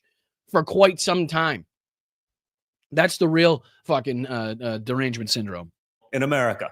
But if you care about safety and security, the amount of winning happening right now is almost exhausting. Is it? In what areas are you currently winning? I'm just curious. Is it the president that was supposed to be for America first, the president of peace, now carrying out more strikes in his first few months than Joe Biden did in his entire 4 years as president? Is it now the open and active war that we're threatening against Venezuela or the Mexican cartels? Or is it the maltreatment of our allies? What is it? Is it the tariffs that are now wreaking havoc? And will continue to wreak havoc in the American economy? Is it the continuous inflation that we got to worry about? Is it the staleness of the job growth? Is it the unemployment growth? Is it what are we winning? What are we actually winning in here? I'm struggling to find a detail, a policy, a law, a fucking a stat in which we are winning in. Don, why don't you fill us in here, buddy? Almost. I'm not quite sick of winning. Oh, no, maybe it's the ICE again illegally and unconstitutionally ripping people off the streets. Maybe it's the illegal and unconstitutional use of armed National Guard inside of our own cities. What are we winning at? Again, I'm struggling here. Hit me. I don't know that I'll ever get there, but it is almost exhausting. Almost exhausting. Not quite exhausting. Almost exhausting the winning he's doing. He's now going to explain what they've won at. Take it away, Don Jr. What are you winning in? We don't get tired of putting America first, and we don't get America first. Again, this whole war with Venezuela, war with the Mexican cartels, seeking and sicking ICE on American citizens, the deployment of the National Guard and arming the National Guard. America first, right? That was America first. Tired of watching the swamp establishment freak out every single day. Guys, make sure that you're liking, sharing, subscribe. Make sure you don't do any of the fucking things he's now suggesting as I scroll by anything that he is now advertising. Sponsors for having the guts to support this program. You know what? How about, do you have a t-shirt sponsor? Don, is there a nice sponsorship that you can get from a shirt company that, I don't know, may send you a couple shirts that you could have laying around the office in case the times when you get ink all over the shirt that you have to go on the podcast wearing? Or is that is this like the Rudy Giuliani case where like Don Jr.'s fucking hair's dripping onto his shirt? Like the black hair dye to cover up the gray that's clearly poking through in his beard? Is that what's going on? We got like a Rudy Giuliani drip situation going on? Because you can clearly see, you can see my mouse now. Here's one, here's the other. Right? These are not on your screen. These are not on my screen. These are clearly on Donald Trump's chesticles. Why anybody would let him go on like that and not say, hey, you want to just toss on my shirt? You want to toss on another shirt? You got maybe no shirt would be better than the one you're wearing? You look like a fucking grub. That's a big deal. They take some risks. Show them some love. Don't forget to check out some of our incredibly. And in case you're wondering, in case you're wondering what it looked like pre-stain, here you go. They're not even smart enough to. Maybe that's why. That's why they couldn't change shirt, because they had already done this commercial. They had already done this advertisement with him in the same shirt. So he had no choice. Because look, it's the same shirt, different lighting, same shirt. What an asshole. Brave sponsors who have the online. Our military's mission, which is crushing America's adversaries. Check this out. We won World War I and we won World War II, not with the Department of Defense, but with a War Department. We're focusing our military on its core mission, crushing America's adversaries. Jesus, again, this little fucking clip put together, this little trailer put together by, again, a sycophantic fucking viewer, clearly, of Donald Trump's Truth Social page. Quote, please let this serve as notice to anyone even thinking about bringing drugs into the United States of America. Again, do you honestly believe that this is going to deter people from bringing drugs inside of the United States?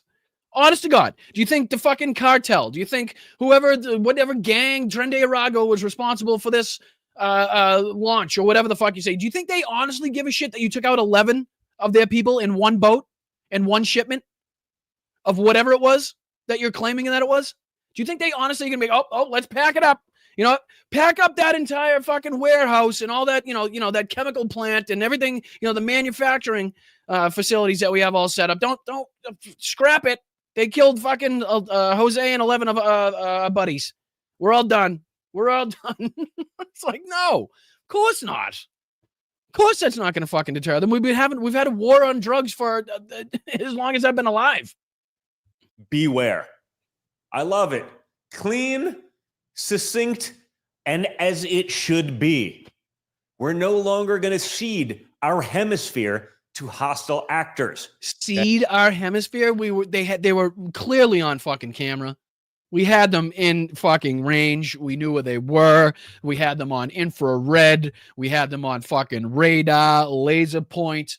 I mean, we literally could have met them at any point on their destination and just popped out of nowhere and been like, whoop, whoop. Okay, stop.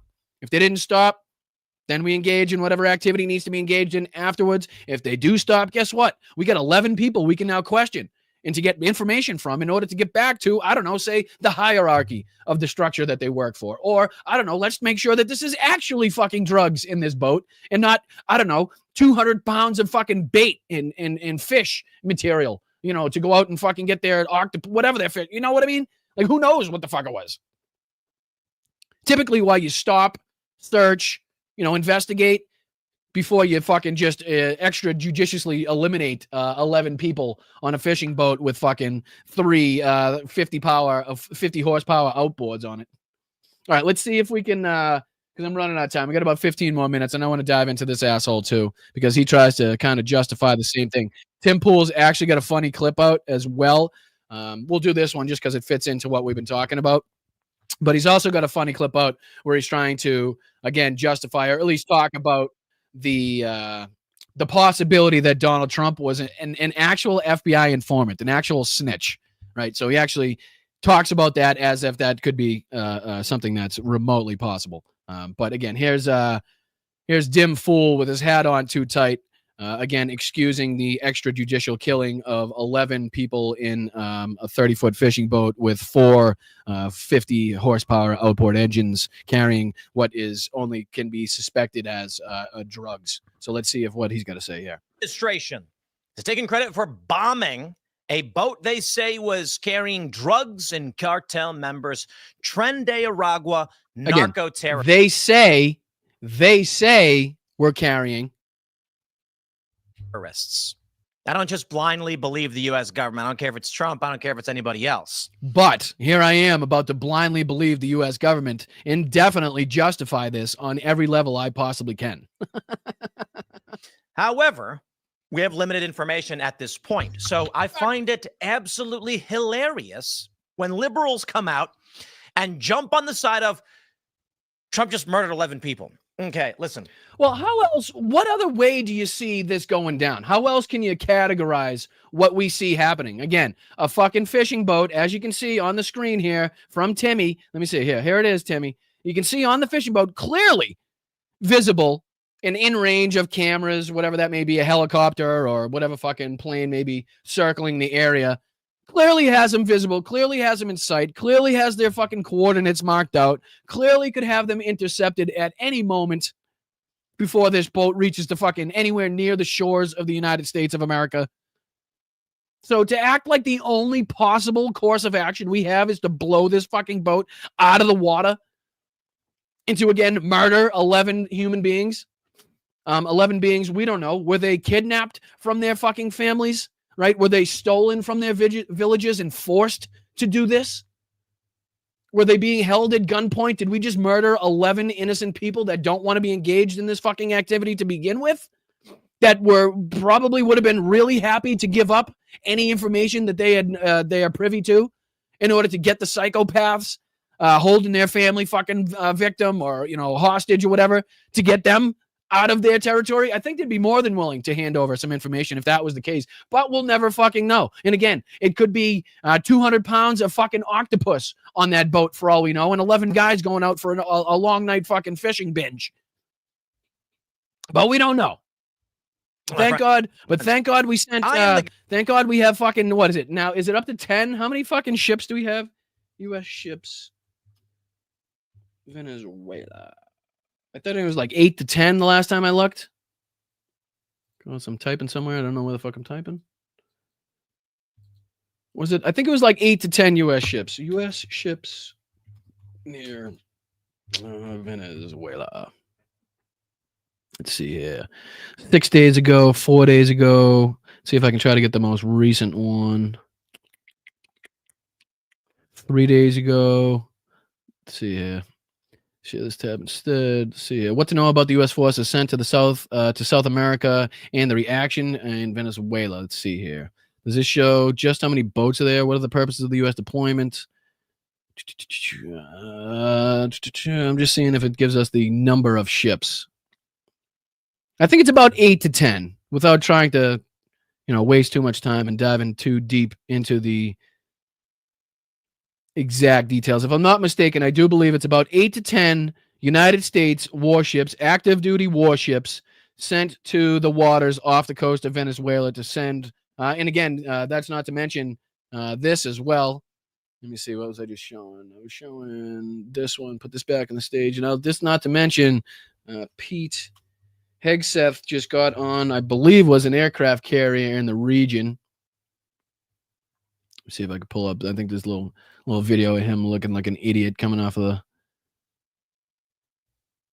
the carrier. Let's see. Is it this one? This one. Here it is.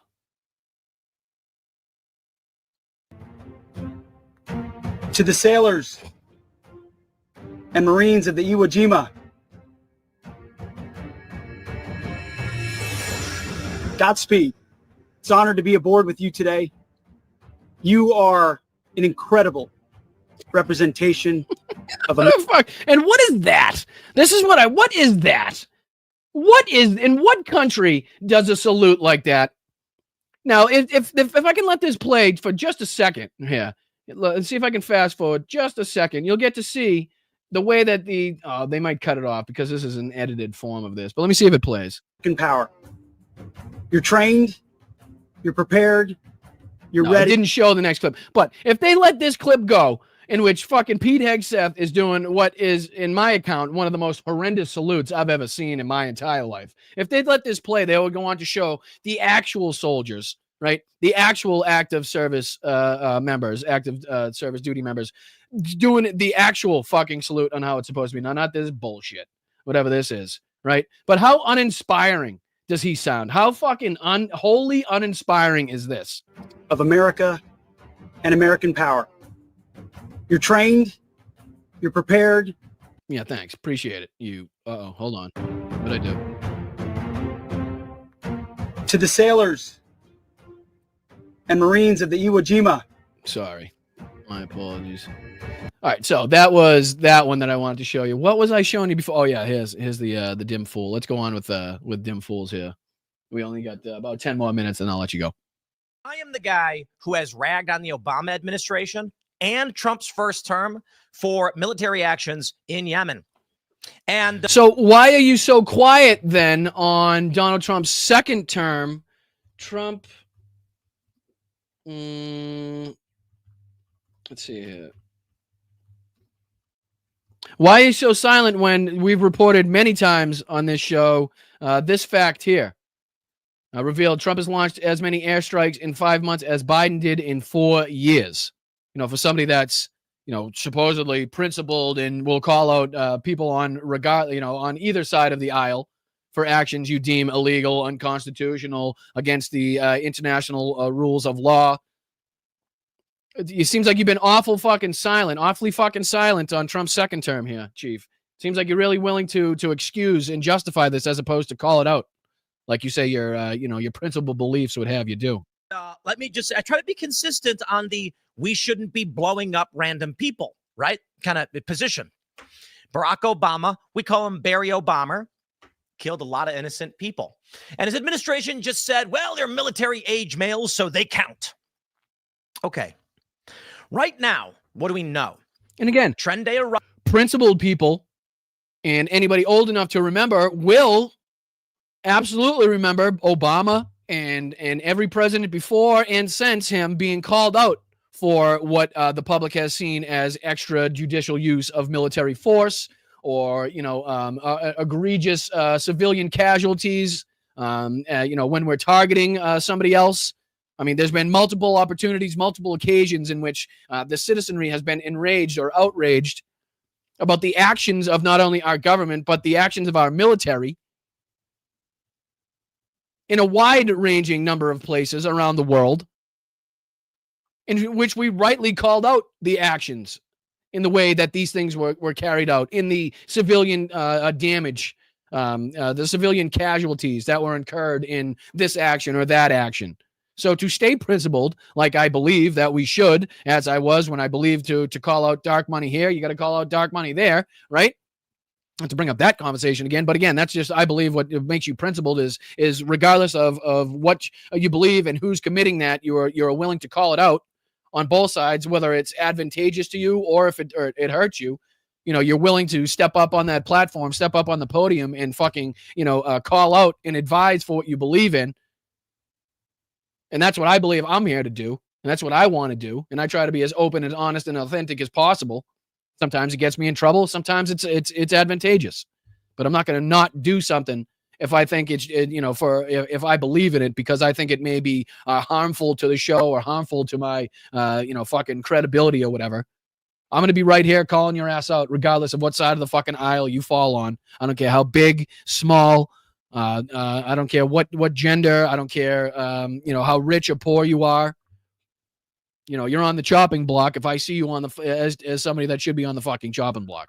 Agua is illegally entering the United States and engaging in criminal gang activity.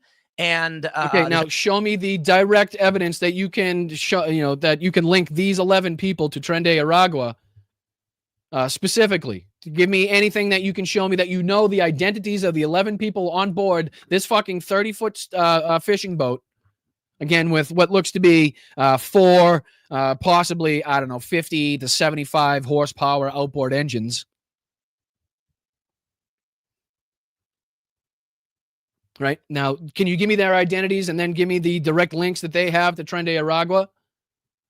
Like, is there any active investigation, any fucking evidence that you could show that anything of what was going on in this boat before you actively engaged in staking it out, in blowing it up? They're narco gangs. They're drug trafficking gangs. The media lied over and over again when it was reported Tren de Aragua had taken over buildings, even though there was video. The funny thing about the story was that when Is he really going to start talking about fucking Colorado? Is he going to talk about the Colorado thing? The right, whatever that is, started saying that, hey, look, Tren de Aragua took over these buildings. The media came out and just said, no, you're wrong. It never happened. I believe, and again, I'm not going to go back and fucking rehash that whole fucking bullshit. But if I'm not mistaken, you can go back and read statements put out by the actual chief of police in the area that directly, disputes the claims being made by the right-wingers, being made by conservatives. Not to say that there wasn't a problem in the area or things that need to be addressed, but as to the way that they were ramping this story up again on the right is to my recollection, been proven completely false by the statements again by the chief of police in the area. Despite the Thank fact, you. Thank you, JD. Appreciate you, brother. Sorry, I know I've been paying attention to the videos today. I apologize. I haven't been recognizing a ton of the super chats, but I promise I will get to every single one of them when we wrap up here in just a couple minutes. I'll be sure to thank you guys and appreciate and highlight every single one of you guys. These same outlets a year prior had already reported it was happening. So let's just break it down. We know violent narco gangs and cartels are smuggling in illegal drugs into the United States. Yes, and we want, and honestly, this is again nothing that can be used against us to say that we don't want the influx and the flow of drugs to be stopped. But again, blowing up a single 30-foot fucking boat with 11 people on it ain't going to get the job done. It's not going to send the message you think it's going to send to these people that you yourself call ruthless, ruthless criminals, murderous fucking criminals. They're not going to care. They're not going to give a shit. Right? And not only that, again, there would be more to be gained from this had we done it through the judicial way of stopping them, intervening the boat, questioning the people, questioning what was on board, seeing if it was actually drugs, seeing if these were actually narco terrorists to begin with, arresting them, questioning them, getting information, again, testing the drugs if that's what they were, getting information on the drugs. Like, that would be more beneficial and more substantial to stopping the influx in the flow of fucking drugs into our country than blowing this boat up tenfold, which is why that's typically the process, because there's more information to be gained. A dead fucking witness can't tell you much, right? A dead defendant can't tell you much. There's a reason why when you watch movies, Tim, and we'll probably keep it at this and we'll end here. There's a reason why you watch movies. They tend to want to keep the people that have beneficial information alive, at least until they can tell the beneficial information to whoever they're supposed to tell it to, right? That's why they typically say, a witness that's alive is better. If you ever watched a World War II movie, right? Typically, they try to take the people prisoners so they can question them. Typically a dead prisoner is not going to give you as much information as a live prisoner could. I think that's just common sense. But all right, let's get into, let me just make sure I go to everybody. Let me check Venmo to see if anybody was nice enough to pop through on Venmo and send a buck or two. Let me see here. JD, thank you so much. Charles, thank you so much. Teague, JD again, Linda, and Michael, thank you very much. I appreciate you guys. Everybody that sent a Venmo, you are fantastic. It really goes a long way. And again, if you have Venmo, you can take a picture of that little doodad up in the corner there. Takes you right to my Venmo. You can send a buck or two. It goes a long way in helping support independent media channels like this, true and real independent media, receiving no funds from anybody behind the scenes. So let me just see here if I can get to everybody that was nice enough to contribute here on YouTube, and then I'll make sure to get you guys out of here and enjoy the rest of your day, and I'll see you tomorrow. Nordez, thank you so much for the 5 gifted. I really appreciate it. Every single show, continuously, you are there to help contribute and help give another 5, at least 5 people in that chat new memberships. So thank you, Nordez. I appreciate that. You and Rosanna are very, very, very helpful to the show. Thank you so much, and thank you, WW, getting things started with the double angels. Thank you. I appreciate that, WW. Thank you for the 222. I appreciate that. Every time a bell rings, an angel gets his wings. Thank you, Rox, not only for your kind contributions, being here for 18 months, your loyalty, but also everything you do in helping keeping that chat a safe place. 46 years ago, I lost my cherries. What's that say? I lost my cherries. It's grown back since 2014. 46 years ago, I lost my cherries. It's grown back since 2014. Fuck. I'm lost. I'm lost. Because what I'm picturing ain't, I'm sure, what y'all thinking or trying to get across. But thank you, Rox. I appreciate you. Patrick, thank you so much for being here. 17 months, man. Let's fucking go. Happy Tuesday, Brian and mods and fellow Bryantologists. Thank you so much. Again, if you're new, if you're just joining us, if you're a recent acquisition here to the Blunt Politics podcast, the Bryantologist is just a play on the cult of Donald Trump here at the Church of Bryantology. We call ourselves a Bryantologist. It's just a play. I feel like I have to continuously explain that so people don't think we're fucking lunatics here. But thank you, Patrick. I appreciate it. Shanzi, what's up, Sean? I haven't seen you, I feel like, in a minute. Let's go. I appreciate you. Thank you for being here for 8 months. Let's fucking go. Appreciate your enthusiasm, your passion, your aggression. Misunderstood. Keep up the good work, Brian. We need your voice. Thank you so much, Misunderstood. I appreciate that. And thank you so much for your generous $5 contribution there. It goes a long way, I promise, in keeping this channel running. Yakov, always there to support. We are the resistance. Thank you for being here for 8 months, my dude. I appreciate you. Thank you for continuously sharing the show out as you do. I appreciate all the levels and links that you go to help this channel. Thank you, Bob, for being here for 8 months as well. Are you still talking about Jeffrey Epstein? Yeah. It's like Ghislaine Maxwell saying, you guys still talking about Donald Trump? course, that's not her accent. I don't know why I did a New York accent for that one, but that's my fault. Thank you, Angela. 14 months been here. Kavanaugh overturned the 4A single-handedly. Yes, there have been some egregious miscarriages again by the Supreme Court. I'm sure we'll be able to dive more into that coming up in the recent shows. We also have some good guests coming up.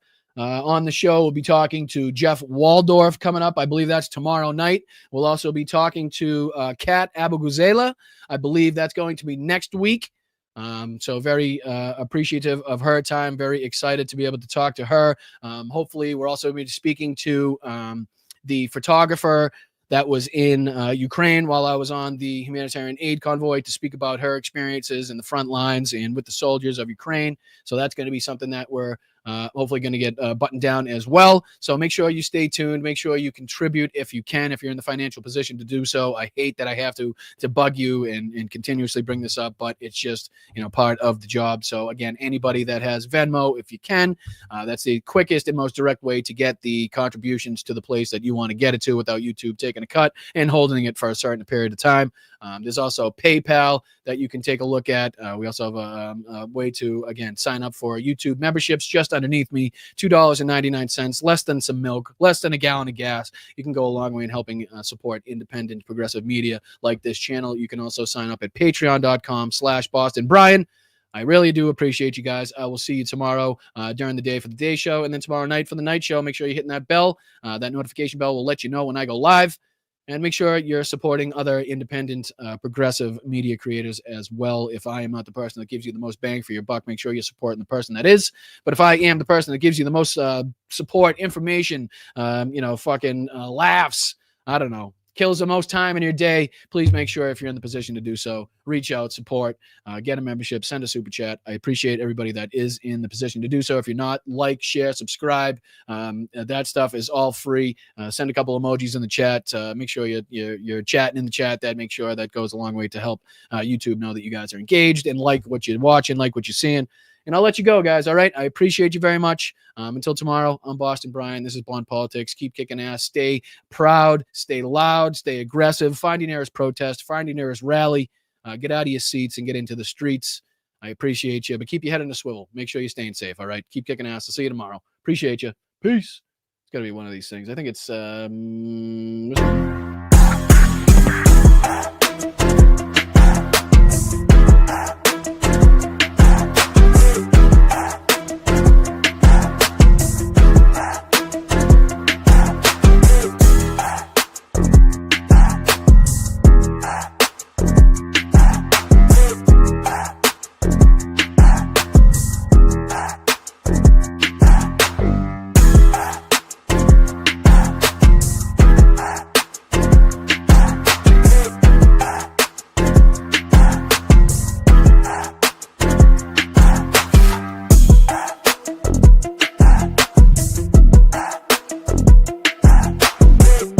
Thanks, everybody.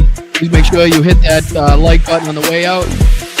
Slava Ukraine, Heroyam Slava, Free Palestine, Fuck Ice, all the good stuff. Thank you, guys.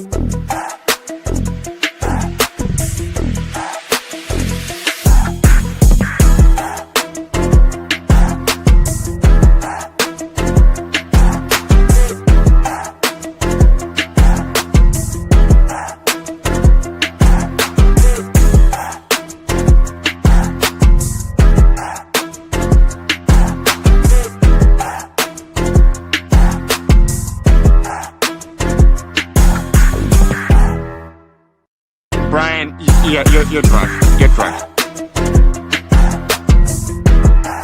Where you going? Nowhere. I'm standing up here bashing the living shit out of Nazis. fucking Nazis.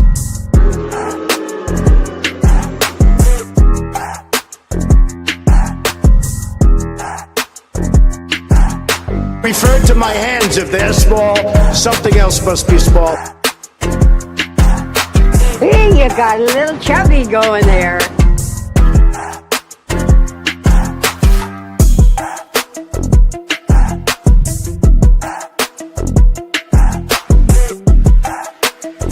There's a fly. Oh, I wonder where the fly came from. Eating the dogs, the people that came in, they're eating the cats, they're eating the pets of the people that live there.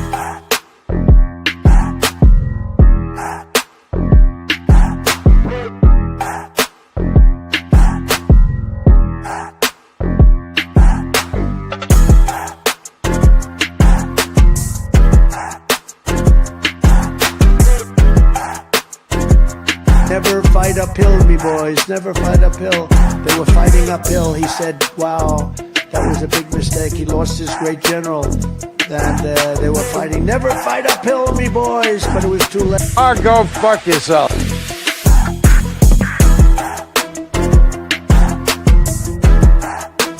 It feels so lovely to be here tonight. What a beautiful life. Give yourself some round of applause. You're so lovely. Everyone's so lovely. I'm just an average guy who read public documents where the elite said they were going to enslave us and destroy America. And I'm not going to be like yuppies come and deny the threat to my country. I'm going to fight back. My superpower is being honest. I will eat my neighbors. Cacophony, a crescendo, a finale, a coup de grace.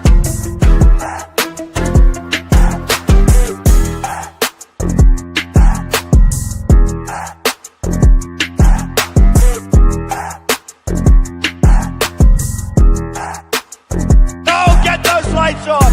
Off! Turn them off. They're too bright. Turn them off. You lied to the FBI and now you're running for president. Seriously, how do you lie to the FBI and now you're running for president? Obama. Call them dumps. Big, massive dumps. What uranium is, right? This thing called nuclear weapons and other things, like lots of things are done with uranium, including some bad things. The big, fat, sloppy United States.